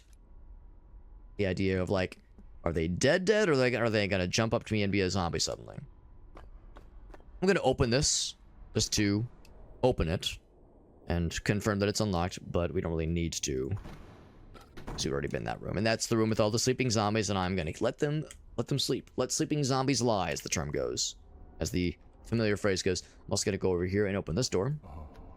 Just have it unlocked. A little shortcut available to us. If I had to guess, I bet we're getting near the end of this level. I feel like we're kind of clicking along here and accomplishing objectives. I'm gonna do that one last because that's the big one. Well, one of two big ones. The security cameras imply there's gonna be like a security control center. Maybe there's someone watching me right now. Who knows? I feel like I'm being watched right now, almost as if there's people in some kind of digital website that allows them to watch me and watch me on webcam and hear me on microphone and watch my screen and see me interact with things. But nah, that's impossible. That technology would never exist. And also, who would willingly put themselves on a website where people could like watch you and hear the things you say? Ugh. Can't imagine. Cringe at the thought of it. Oh, I've been here before. All right. Okay, I should have looked at the map, at the greater map. Okay. Well, in that case, there's only one thing left to do, and it's this one right here. And into the interrogation room, because the big one, or the other big one rather, the evidence room was locked. So I'm assuming we'll find the electric lock override somewhere around here. Is something gonna? What do you think? Is something gonna break through the glass over here? As you can see in there, can't get over there. Takes place in 93, by the way. So there's the guy we're looking for. Meerkat says I'm in your walls, but you're not in my balls, Meerkat. Pretty disappointing and disrespectful. That's okay, I forgive you.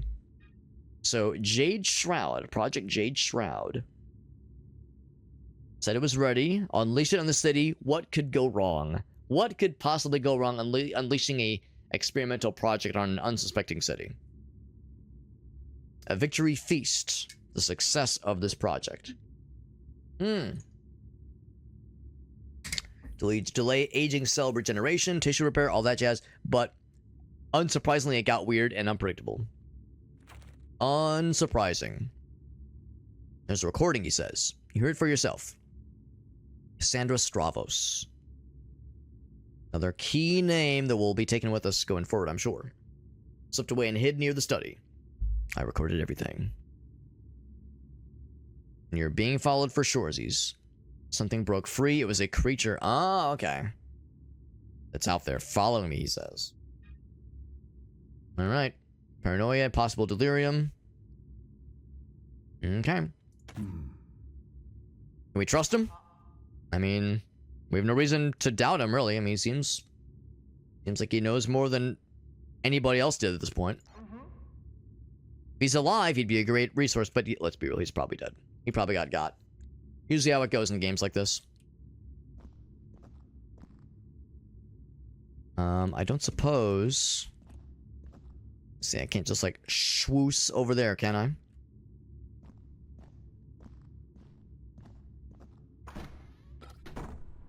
So the problem is that room is locked.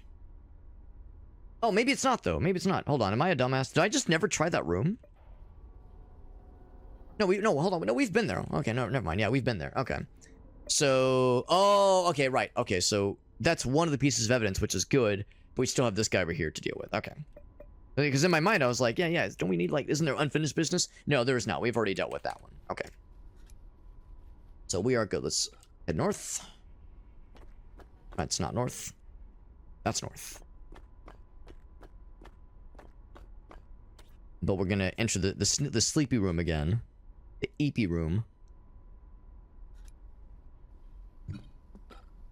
We'll do so carefully. Approach with caution. This is the nappy time room. They add too much pizza. Had too much coffee. Well, actually, too much coffee would be the opposite of sleepy. They had too much pizza, too many donuts. They fell asleepies. It's nappy nap time for them. Put them down for a nap. That door right there, that's the big one. Check that shit out. Sprayed San Francisco with untested bacteria to see how it's spread. I actually did not know that. I did not know that. How did it go for them? I mean, I'm sure once people found out about it, they were like, that's kind of fucked up, bro, but... Oh, it's locked, okay. Oh, but I know the key, I think. Yeah. 210 708.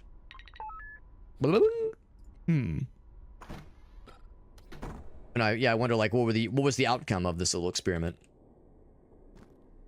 There's a thing over there. I'm gonna guess there's at least one deuterino, or maybe even a deuterina, to tangle with, to wrestle with. One step at a time. Approach with caution.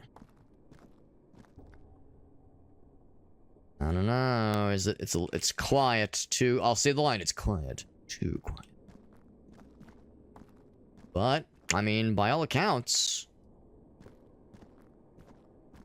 I think we've seen it all. Is that a mini fridge? No, it's a vault. Probably. It'd be funny if it was a mini fridge or a cooler. Nothing negative happened necessarily. Right, yeah. There's, like I said, that's a big evidence right there. The last chain is broken. Jade Shroud completes the circle. Was it a fucking cult? Was it a ritual? A promise whispered at the dawn of the city. Yeah, it's some cult shit for sure. I mean, fucking rich people, right? Rich people and their, like, ritualistic eating of babies, and that's only a slight exaggeration is the fucked up part. Only a slight exaggeration is the fucked up part, man. Like ritualistic baby eating and shit like that. It's like, man, I mean, they do love their secret societies and their like secret oaths and shit. And their invite only like bullshit arena. It's fucking I'm angry. I'm angry. So anyway, the harvest, yes. Speaking in fucking weird bullshit as well, goddamn. Look into it though. Alright. We got that, and then is this going to disable the electronic lock in the other big room? That'd be pretty cool. Oh, it's just a regular ass key. All right. Thought it said it was an electronic lock, but I could be mistaken. This room is strangely chill. You would think such an important room would have like more zombinos guarding it. Maybe the idea is just the challenge of reaching the room is, you know, the big one, of course. So. Oh, I should hit up the water cooler. And not just to talk about last night's game, but also to get a heal. Healsies. Actually, I have 2 water coolers will be stopping by. This one right here. Can I do multiple hits of it? Just the one was all we needed. I guess you're just what I needed. I needed some water to drink. Not exactly how the song goes, but you know the idea. Get here, and I don't think we need to be in sneaky mode, but I'll do it for the sake of being a good boy, being a good Christian, wholesome boy who is a sneaky lad when he needs to be. We are going to that door, and we're just assuming it's gonna unlock. Oh well, it will be unlocked now because we got the key. That's right, we got the key. Welcome back, Lily. Welcome back. We are still clicking along here, and if I had to guess, we're probably getting close to finishing this first level. This is only the first level, admittedly. Electronic lock. Oh, there's a no. Oh, the control room is probably over this way. Oh, I guess I don't know, actually. I guess I don't know which one it is. Yeah, let's just try that next. So, sure enough, the electronic lock is what we think it is. It is electronic. So, to get through there, we'll have to find some control room that controls that electronic lock. So, we found a control room key. And we have a few doors that are, as of yet, still locked. Is this the control room? No, it is not. It's probably the other one that was farther away and went down there. Let's go to that one. Yeah, if I had to guess, we're probably getting near the end of this first level. For the levels in this game seem like they're not short levels, and that is very okay with me. I'm not at all bothered by that. It'd be a little hypocritical for me to speak ill of something for being short. A little bit hypocritical, being as a proud short person, proud card carrying short person, would be a little bit hypocritical. It's true. Guess I never opened this door, did I? Oh, that's weird, because I've been on the other side. I guess I just never had the wherewithal to crack open there. Except not a bad idea to save, because who knows? It's actually been a minute since I've saved. Who knows what awaits? Hop into here. Oh, that's why. There's just truly no way to open it. Well, there you go. In fact, I might even have some more stuff in the arsenal. I'm gonna... I feel like I should save that. Nah, it's fine. It's fine. But I will save. Boop. Can I save there and also save here? It's fine. It's fine. I mean, I try to, like, leave multiple saves if I can help it. It's a little bit weird that it's, like, sometimes doesn't let you click onto a new one. It's like it has to be that or that. That's a little bit weird, but it's fine. I think we got this pretty much under control, barring any major surprises. So we're going that way. And this one up here is probably going to be the one we're looking for. Yeah, this one here. That's what I'm thinking. Even though the levels are a little bit on the long side, it's pretty. I'm pretty impressed. Pretty impressed. This game's been pretty cool so far, and I feel. Yeah, we got the key. Very good. I feel a little bit better about having some familiarity now with the combat systems and knowing kind of how to maneuver around certain challenges, especially with this character. I'm sure the next level will probably have us play as the lady who has the grappling hook. So instead of having as many maneuvers, she has a grappling hook that allows for all kinds of other maneuver options. Different, but similarly powerful maneuvering options. And that'd be really cool. That'd be really cool to experiment with. Even though it is getting quite late, we probably won't be able to see what she's all about in like a proper level.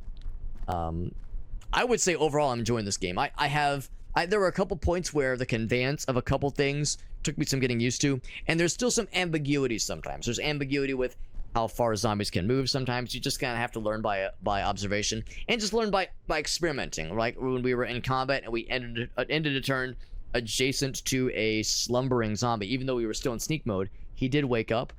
So, you know, just learning the limitations of what we can do and learning how the game systems work.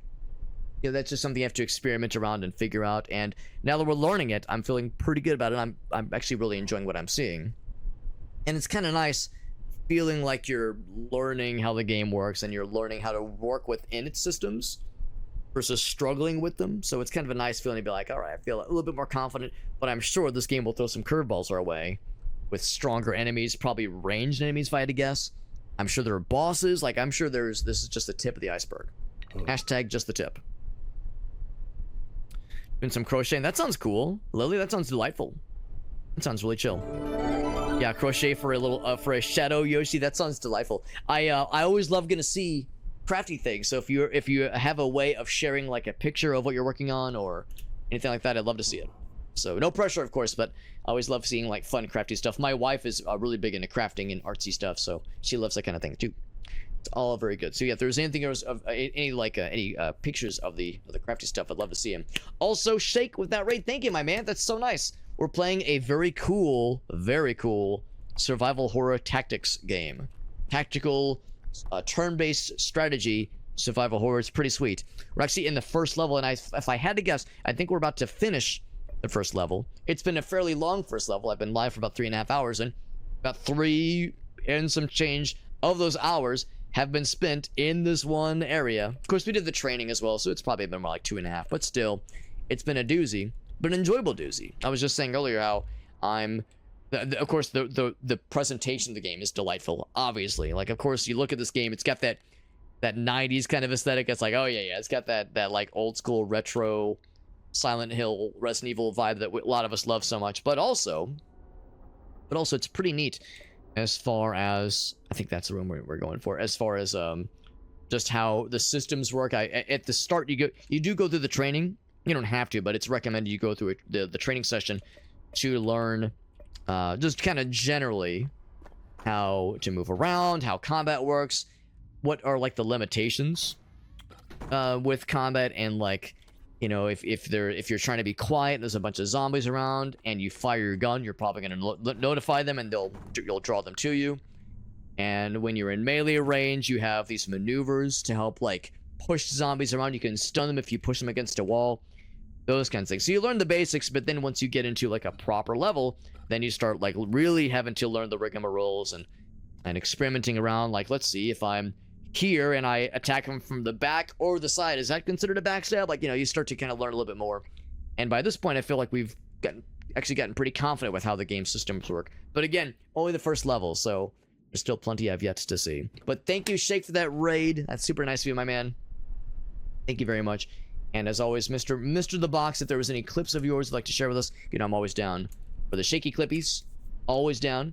I did see Craft's message that he'll be most likely out of commission for the next couple Sundays, which is fine. I'm actually going to be out of town. Well, I'll be returning so this Sunday I'll be fine, but next Sunday is a maybe for me because I'll be out of town but getting back Sunday, but I don't know what time I'll be getting back Sunday. So I will also be potentially out of unsure about next Sunday, but I should be good for this Sunday for some multiplayer games. Three of us, you know, if Shake and Alias were available, the three of us could do some shenanigans. There are some 3-player games. I'm always down for more Space Marine 2. When it comes to 3-player games, of course, there's always Night Rain, there's Space Marine 2. We got options. I know you're doing more Rift Wizard 3. I was lurking on you earlier when you were doing some Final Fantasy Tactics. Final Fantasy Tactics Ivalice Chronicles. So I was lurking and twerking on you earlier. It's time for some foods, man. Time for some foods. Thank you for that raid, man. It's very nice of you. As always, Shake, if you or any of your lovely homies, any of your viewers have any clips for me, you know I'm always down. I'm always down to clown until I'm 6 feet underground. But thank you, my man. Yeah, Final Fantasy Tactics, yeah. It was one of those where I was watching, but I was mostly listening because I was like, I want to play it for myself. I don't want it spoiled. I don't want it spoiled because it looks so freaking fun. The number of times I've heard from a few of my my friends who are really big into Final Fantasy. I have a couple friends that are really big in the series. How they speak so well of even the original before the new version came out. Even the original they said was incredible. One of my buddies has been a lifelong Final Fantasy fan. Like, Final Fantasy VII has been his favorite game since childhood. And he tried Final Fantasy Tactics on a whim, and he was like, damn, I love it so much. Now that one's my favorite. Like, damn, for that to have dethroned FF7 as my friend Justin's favorite, it's like, damn, that speaks well to that game's acumen. Also, I don't know, man, I'm getting some vibes out of this room. I mean, I think most of these dead bodies are zombies. So whoever killed these individuals was killing either indiscriminately, just randomly, or I don't know, but there may or may not be either an elevated fight or a boss battle, or they're all gonna like snap to suddenly and decide to rush my ass. What is going on here? What fuckery, shenaniganry is this? Oh, cutscene. I think he's dead. For some reason in my brain, this guy kind of talks like Duke Nukem. You're not gonna like this. I found the guy. He's dead and naked. Huh. Some kind of puppet. Yeah, he's dead as fuck. I'm impressed this guy was able to like tell that he's the guy, because he's very dead and very mutilated. But, I mean, it would make sense, though, that such a high target dude that was being pursued by the bad guys would have gotten murdered, like, to fucking death. Like, big murder. There was a creature after him. And yeah, this was not the work of just some simple zombie fella. This was something big and scary. Get the fuck out of there, bro. Hang on. So there's that name again. Cassandra Stravos. Private Gathering. Refinement and Discovery. Suspicious. Maybe that's our next level. Our next lead. Cassandra Stravos is Quinta de Salto. That's right. That's where that alleged meeting might have transpired. We'll find the answers there. Get the extraction point. We'll go from there. Oh, dick in my ass. Shit is happening. A little bit of combat before we wrap up for the night. Sounds good. Sounds good. Can't say I'm surprised. Yeah, I'm gonna assume there's nothing else over yonder. So we got... Actually, they're far enough away. Oh, there we go, there we go. So zombie, zombie, and zombie. Nothing overly scary, but more of them might wake up. More of them might wake up, so we're definitely not in the clear. Now, the nice thing is everything's nice and far away from us. We kind of have our pick of the litter here. We have a couple of options. I could go here and... Let's see. If I went here, repositioned her, and pushed her to stun her, I could still move away. Such that this guy wouldn't be able to reach me. She would be able to reach me if I went here, though. Yeah. I'm trying to think, is there a way I can, like, stun somebody and then move out of danger?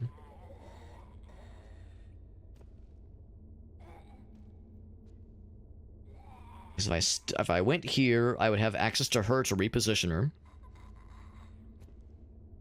Or... that wouldn't be enough either. I think I have to just accept I'm gonna take a hit. No matter how I slice it. Now, I actually can't tell because it's too dark. No matter what I do, I'm gonna move up. So I think I'll take one step up for sure. Is there anything I could do with her? Not very easily. I don't think I'd be able to reposition her to this wall or anything. I could reposition her to this guy. To here and push her there. I'd be able to stun her. I would still... Then I move back. If I move back, you know what? Actually, maybe that's the play. Because I don't think this guy'd be able to reach me and attack me in the same turn. So let's play it out. Let's play it out. No other zombies here. Walk with me on this one. See how it's gonna go. So reposition. Bam. All right. The masculine urge to wonder, should I go for the melee murder and then a push, or should I shoot someone and then a push? I think she's got the most health out of all these. I'm gonna focus her. So stab. Ooh, a crit. Beautiful. And she's bleeding. Oh, he's still my beating penis. That's amazing. So now push. Push her against the enemy, so she is stunned now. And then my theory... Oh. Never mind, that's all my movement. Oh, wait, hold on. How do I use all my movement? It was movement 2 to get here. Maybe I was wrong. Maybe it was movement 3. It's not the end of the world. I mean, we'll take a hit. Not terrible. I thought it said movement 2, though. The reposition cost an action point. The push cost an action point, and the stab did. I must have just misread. That's fine. That's fine. So that means we will take a hit for sure from him. She will move up, but she won't be able to reach us. It's fine. We got plenty of health.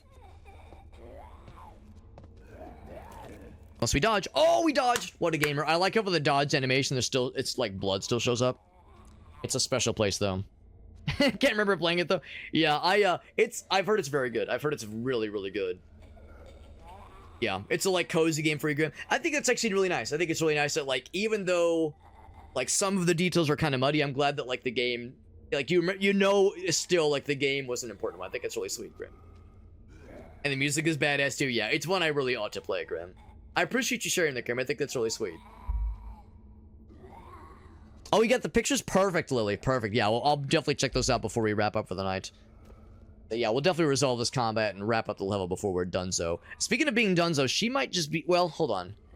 How much damage do you take when you bleed? I think it might just be 1 damage.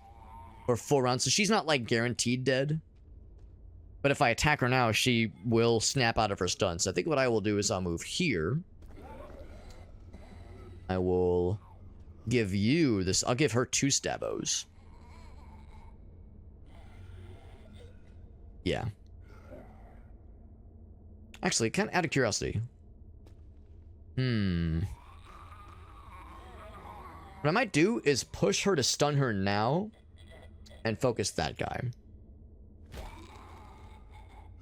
She's not going to be a problem, and I can't get out of range of this guy. So stunning 2 out of 3 is good. It ain't bad. As the great Meatloaf once said, 2 out of 3 ain't bad. But it would be fantabulous. I could murk this motherfucker. So if that's a crit, that's an instant kill, but it's probably not a crit. It's gonna go for 2 shots in the torso. And I like how I have to like kind of be mindful. I like you can see like the line of sight. That's actually kind of cool. So it wasn't enough to kill, obviously, but still pretty good damage. It was not likely. It was not. I guess I could have shot for the legs to immobilize him. You know what? I'll do that next time.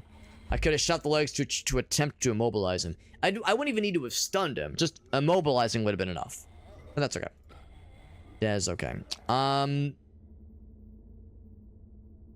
Actually, you know. Well, no, he can still go through here. Yeah, I was gonna say. You know what? I'll take that. I'll take my chances. He might take the long way. If he takes the long way, we're okay. If he's smart, he'll take the diagonal. But if it's in between 2 stunned comrades, he might not. Oh! Gaming. Hell yeah. Hell yeah, that makes me so happy. I am shocked that it worked out as well as it did. Stab her to take her out of it. We have plenty of movement left. I can't believe that worked. I can't believe that worked. In my mind, it's like, well, he should be able to go through them. Maybe he legit can't for diagonal movement. Between, like, you know, because obviously, because they can't move through from these spaces. But surely he could have been able to do the diagonal. But you know, maybe that's the thing. Maybe you can't. Maybe you legit can't if 2 diagonal spaces are occupied and you're trying to move through them. Maybe you legit can't do it. So, regardless, we'll take it, baby. We'll take it. Speaking of things to take a stab, and then take an extra push to knock you back into stun. And then I'll probably need to do a pretty big move because I move here.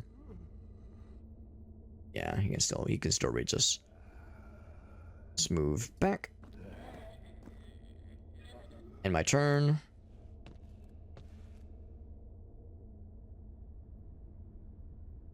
So what I think I will do.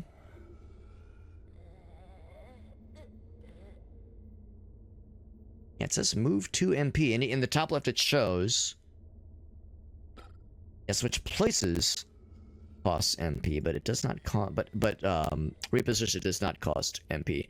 I almost wonder if reposition could cost or should cost MP because it's so strong. It is so powerful. I love it so. So I'm thinking if I get here. Oh, I wouldn't be able to do a second diagonal. That's what it would be. That's what it would be. But actually, that's okay too, because if I go here, that works just as well. I can reposition him against the wall. Easy peasy, baby. Such a strong ability, dude. Oh, is that not a targetable cell? Oh. Really? It's awfully surprising. Oh. Well, damn, I was all excited. I had kind of banked on that working. Oh, what am I doing? He's got 6 HP. Just fucking kill him. What am I overthinking this for? Realized he was so low. I just assumed he had plenty of health left, but turns out I'm full of shit. All right, so no more movement. Oh, never mind. No, we're technically out of combat because she's still stunned. Oh shit! No, shit. Stab. Okay. Not bad, not bad. We would have taken 1 hit, but we lucked out with the dodge. There's a door there. Is there anything else around here before I fly the coop? Before I fly the Studebaker coop. We probably don't have to be stealthy anymore. We can probably move pretty freely here. No, nothing else to grab. Nothing else resource-wise. Let's get the fuck out of here. Now, this is an unfamiliar space, so I will need to move quietly here. So I'll be a good boy. Not knowing what's around each corner means we're wise to tread lightly and silently. Would almost expect something to be in this corridor, but oh, something did see me. Is it a zombino? It is a zombino, yes sir. Are there more like you? So he has seen me. I get to right here. He might be able to reach me, but shouldn't be able to attack me. And he might not have seen me yet. I'm gonna end my turn. Okay. I'm going to assume that he can't see me, and I am going to... rather, the guy back there can't see me yet, and is not in combat just yet. So I'll reposition you. Do my usual. Old Faithful. Takes us out of combat for the time being. For the coup de grace. Not an instant kill, but still good damage. That'll do it, though. The downside is I really have no way of sneaking up to him because we have very much line of sight. I mean, I'll try. I'll try to be a sneaky boy. Oh, it still says we're in combat, actually. Oh, he found us. Okay, never mind. That's fine. Back one space. So, actually... might be able to still reach us. I'll go back by one more. I think I'm being overly cautious. Yeah, I was gonna say, I bet he's gonna stop there, but that's still good enough. So I can do the usual. This strategy has been so reliable for us for this first level. But inevitably, there will be more open areas with fewer walls to utilize in future levels. So I suffer no delusions thinking that this is a strategy to just win the game forever. Inevitably, we will, in this game, there will be levels where there's fewer walls or just more open areas, and that's just not as reliable of a strategy. Or enemies that can straight up just not get stunned or have a chance to resist stun. I've suffered no delusions. There's something I would like. Can I click it? I want it. I want the thing. How do I get the thing? Oh, there's still combat. Oh, okay. So why can't I pick that up? What's up, Todd? Is it zombie survival? It's like a zombie turn-based strategy game. It's survival horror, but turn-based strategy. It's really good. It's pretty neat. It's pretty neato. I think I will move up one and end my turn and let him come to Butthead. Approach. And then I can do what I've been doing previously. Move up and stun his ass. And once he's stunned and it's a one-on-one, we get to have some fun. And by that, I mean kill the fuck out of him. So there we go. There might be more.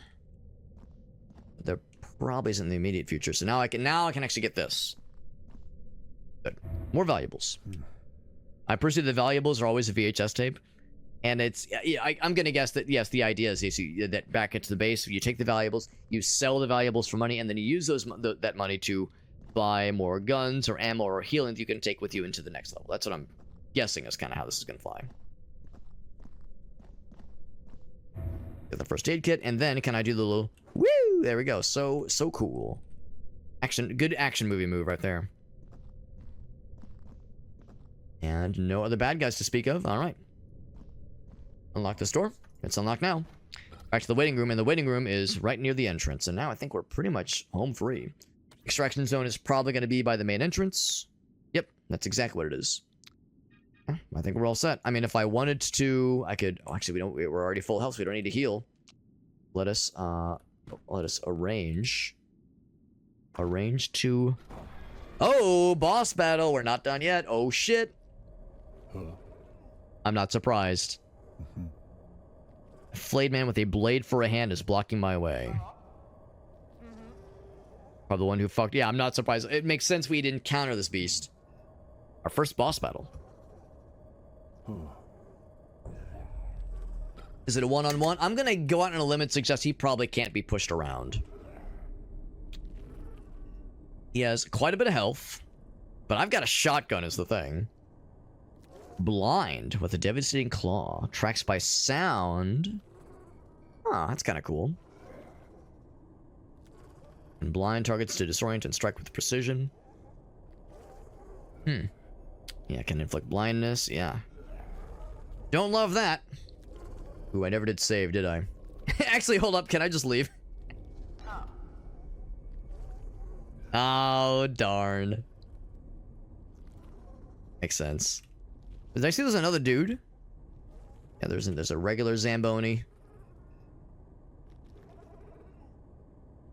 It'd be so cool if that guy was like fuck withable, with which could be fucked. I should have saved. I should have saved because I mean it's probably fine. We could probably handle this, right? We can probably handle this. We got plenty of pistol ammo. We do got that shotty. I should have probably reloaded the shotgun ahead of time.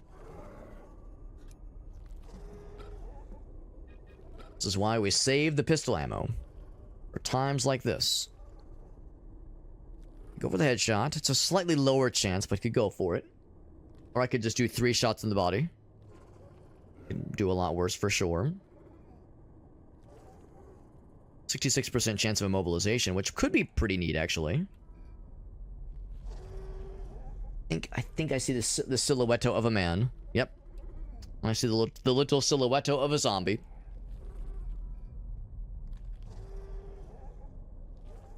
Thing about immobilization is that he can still attack us, of course.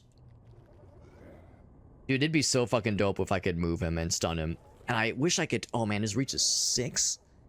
So he can reach me no matter what he does. Oh, wait, no. I'm sorry. My reach is 6. What is his reach? 1, 1, 1, and 5. Wow. That blinding slash is what? And the killer slash, too. So he can already reach me. If he can already reach me... It's like I might as well move up. Yeah, thank you, Trev. Thank you. Trev says, I got you, homie. I got you. I'm thinking more about, like, dude, what if he's pushable? Like, there's no way he is, but what if? I think I should assume that he's not. I should assume. So I'm gonna move up. And honestly, if I move up, I could have sneaked up, I suppose. But if I'm gonna fire a gun or attack with a knife or anything, it's gonna get his attention, obviously. Yeah, we never found any throwables, no Molotovs or anything. There was the one Molotov that was in our stash that I did not grab. Knowing what I know now, I would have grabbed it for sure. We move up, we have a better chance of hitting now. Actually, the same chance of hitting, so that's a little disappointing. I think immobilizing... If anything, I almost kind of want him to move up into range of 1. Because the abilities that have a range of 5 are terrifying.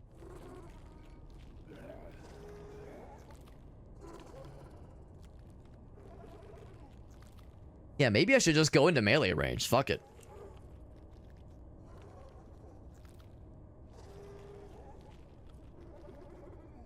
And you know, if I'm going into melee range... Let's try it.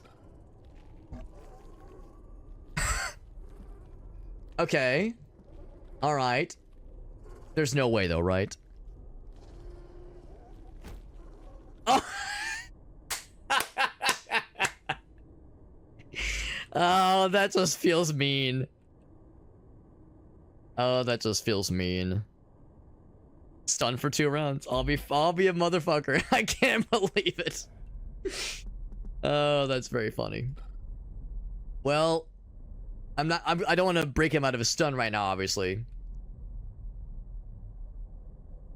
That is extremely funny.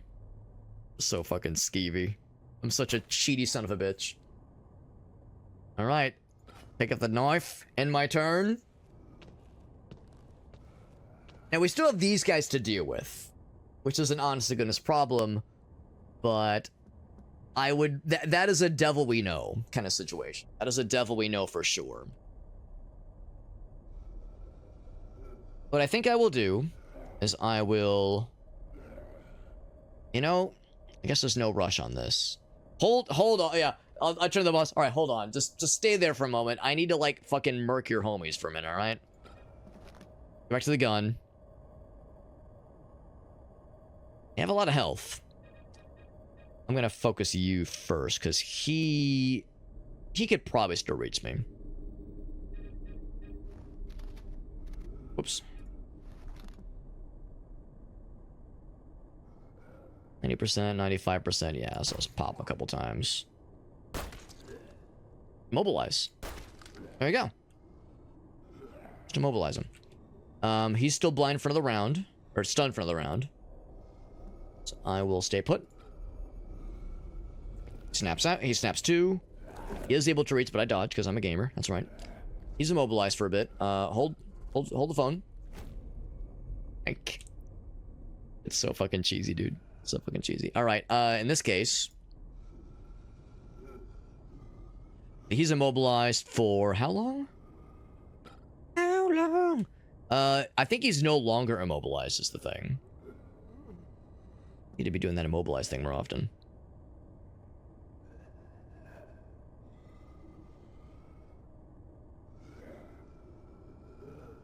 We'll just pop him.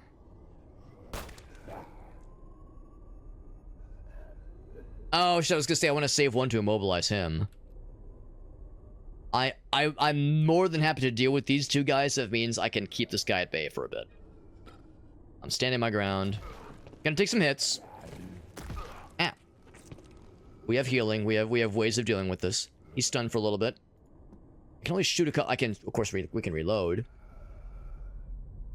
It's not a guaranteed kill is the thing, whereas 2 pops is a guaranteed kill. Yeah, he's still stunned for another round. Oh, 2 pops is not a guaranteed kill. And pop him now, and that would guarantee kill him. Reload next round. And my turn. He is back at it. I take another hit, which is not pleasant. But it's that tickles me pink. That is just extremely silly. I only have 1 left, and immobilizing him does nothing. I could like immobilize him and move away. We do have 2 turns. Let's do that. I'll move 1 tick. Oh, even when they're immobilized, they can do attacks of opportunity. Today I learned. I mean, I'll still do the move. That's kind of annoying though. Now we know. Immobilize really is. I mean, I can see it. I can see it and I can't see it, but I get it. I get why I work that way. Wait, did we never reload? Oh, it grabbed the wrong... Oh, man. Maybe I should have, like, clicked which one. It reloaded the stack that had 1 bullet in it. That's kind of lame. Yeah, shit. I wish that I never would have considered I would have done that. I was like, wait, is this a... what's it called when you... Like, well, I was about to say in video games. It's also in real life. When you have to load each individual shell for a shotgun. And then, like, you know, and then pump at the end. It's like a bolt action pistol. It's like, why am I loading 1 bullet at a time? What the fuck is this? I think it's probably okay. Because again, he's no longer immobilized is the thing. We're gonna end our turn there anyway. Man. Yeah, that's fine. You know what? This actually works well. So I can walk back. Go to the knife. Stab. There we go. Dude. And my turn. Yep. We're technically out of combat, so actually I can begin, or I can continue rather. A nice old stabberino. And now we have won the fight, because I can just stun lock him forever. And then get a couple free stabs. And then for my last attack of my turn, my action point spin of the turn, I push him to stun him. 9 times out of 10 in games like this, bosses and elite enemies are immune, or at least have a pretty good chance of resisting these kinds of status effects: stun, paralyze, incapacitate, immobilize. Usually in games like this, they don't let you cheese. And it's for this reason, because now this boss battle that was very much a huge threat is a complete pushover. And I find that that was close. I find that very entertaining. Does it diminish the difficulty of the challenge? Maybe a little bit. I like to think this is the game rewarding me for being a stellar tactician. But like, yeah, that's a little skeevy. Now, I didn't have to be a skeevy son of a bitch. I could have played it out in a more normal fashion. Once I discovered the vulnerability, I could have said, you know what? I respect the sanctity of a boss battle. I would never utilize cheese. And yet here we are. So I did miss a valuable. I did miss a few rooms. This is a little bit surprising. Maybe there was like some other way to unlock those locked rooms we saw.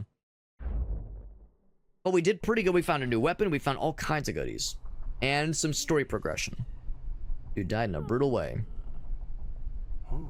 Wonder if that's going to be one of those things where that monster we fought will just be like a regular enemy later on in the game. Or maybe not a regular enemy, but like an elevated, like an elite enemy later on. Plenty more where that came from, friends. Gotta be careful. Alright. The Project Jade, that's right. Evanston was in his apartment. Okay, that's where we're going next then. Oh, never mind, we don't know where he lived. Belongings were still at the mansion. So that's the next mansion. Can't have a Resident Evil inspired game without some kind of mansion level. It only makes sense. And maybe find his address. That would be the third level, presumably. Leave it to me. Ominous and mysterious. Think that pizza's still good? It's been sitting out for quite a while. Well, to be frank, Ramirez. Something's trapped. The prison. I have info on the bad guys. I got the blueprints.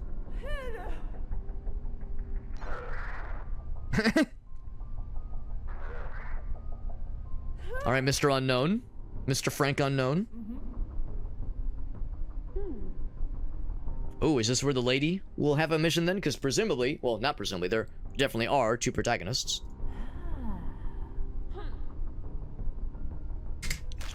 So now we have a fork in the road. You get to choose who goes next. The one with the fella or the one with the lady, which is pretty neat.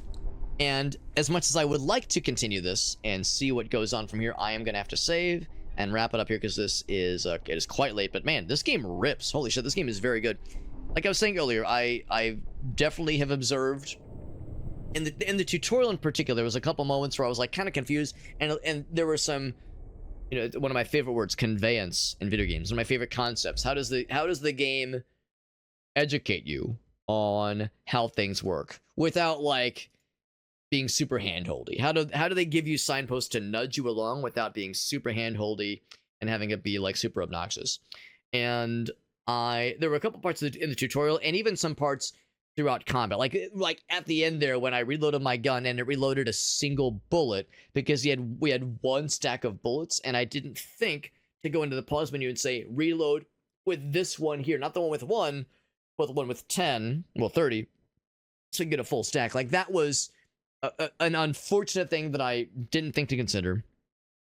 There was at least one time, I can think of one time in particular, where we went to use the reposition ability, and we clicked on the bad guy, and it said, hey man, click on a target or movable object. And it was like, well, that's what I'm doing. I'm clicking the guy. And I kept clicking, and it just wouldn't work.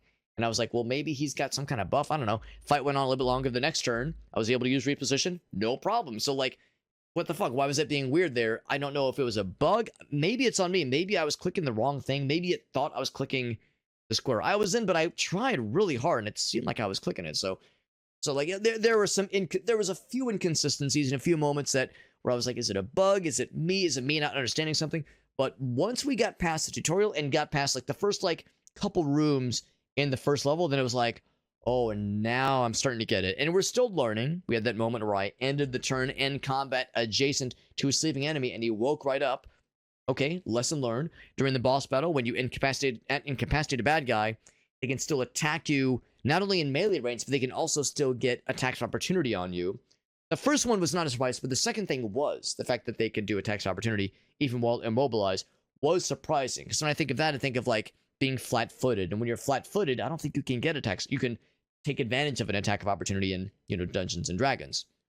So that's not a criticism. It's just, you know, I didn't expect that, and now I know, and now that I'm armed with that knowledge, presumably the next levels will go smoother, but of course also they will throw scarier things at us. But also we'll get better weapons and more healing and more ammo, so it's that kind of cat and mouse game, that kind of arms race in a video game where as things progress, things get harder, but also we get more experienced. Not like with as an RPG, but I mean, like just in general, we begin to understand the systems more, and also we get more fun toys to play with. So yeah, I would say overall I liked it. Overall, I very much liked it, and I would definitely like to play more of it.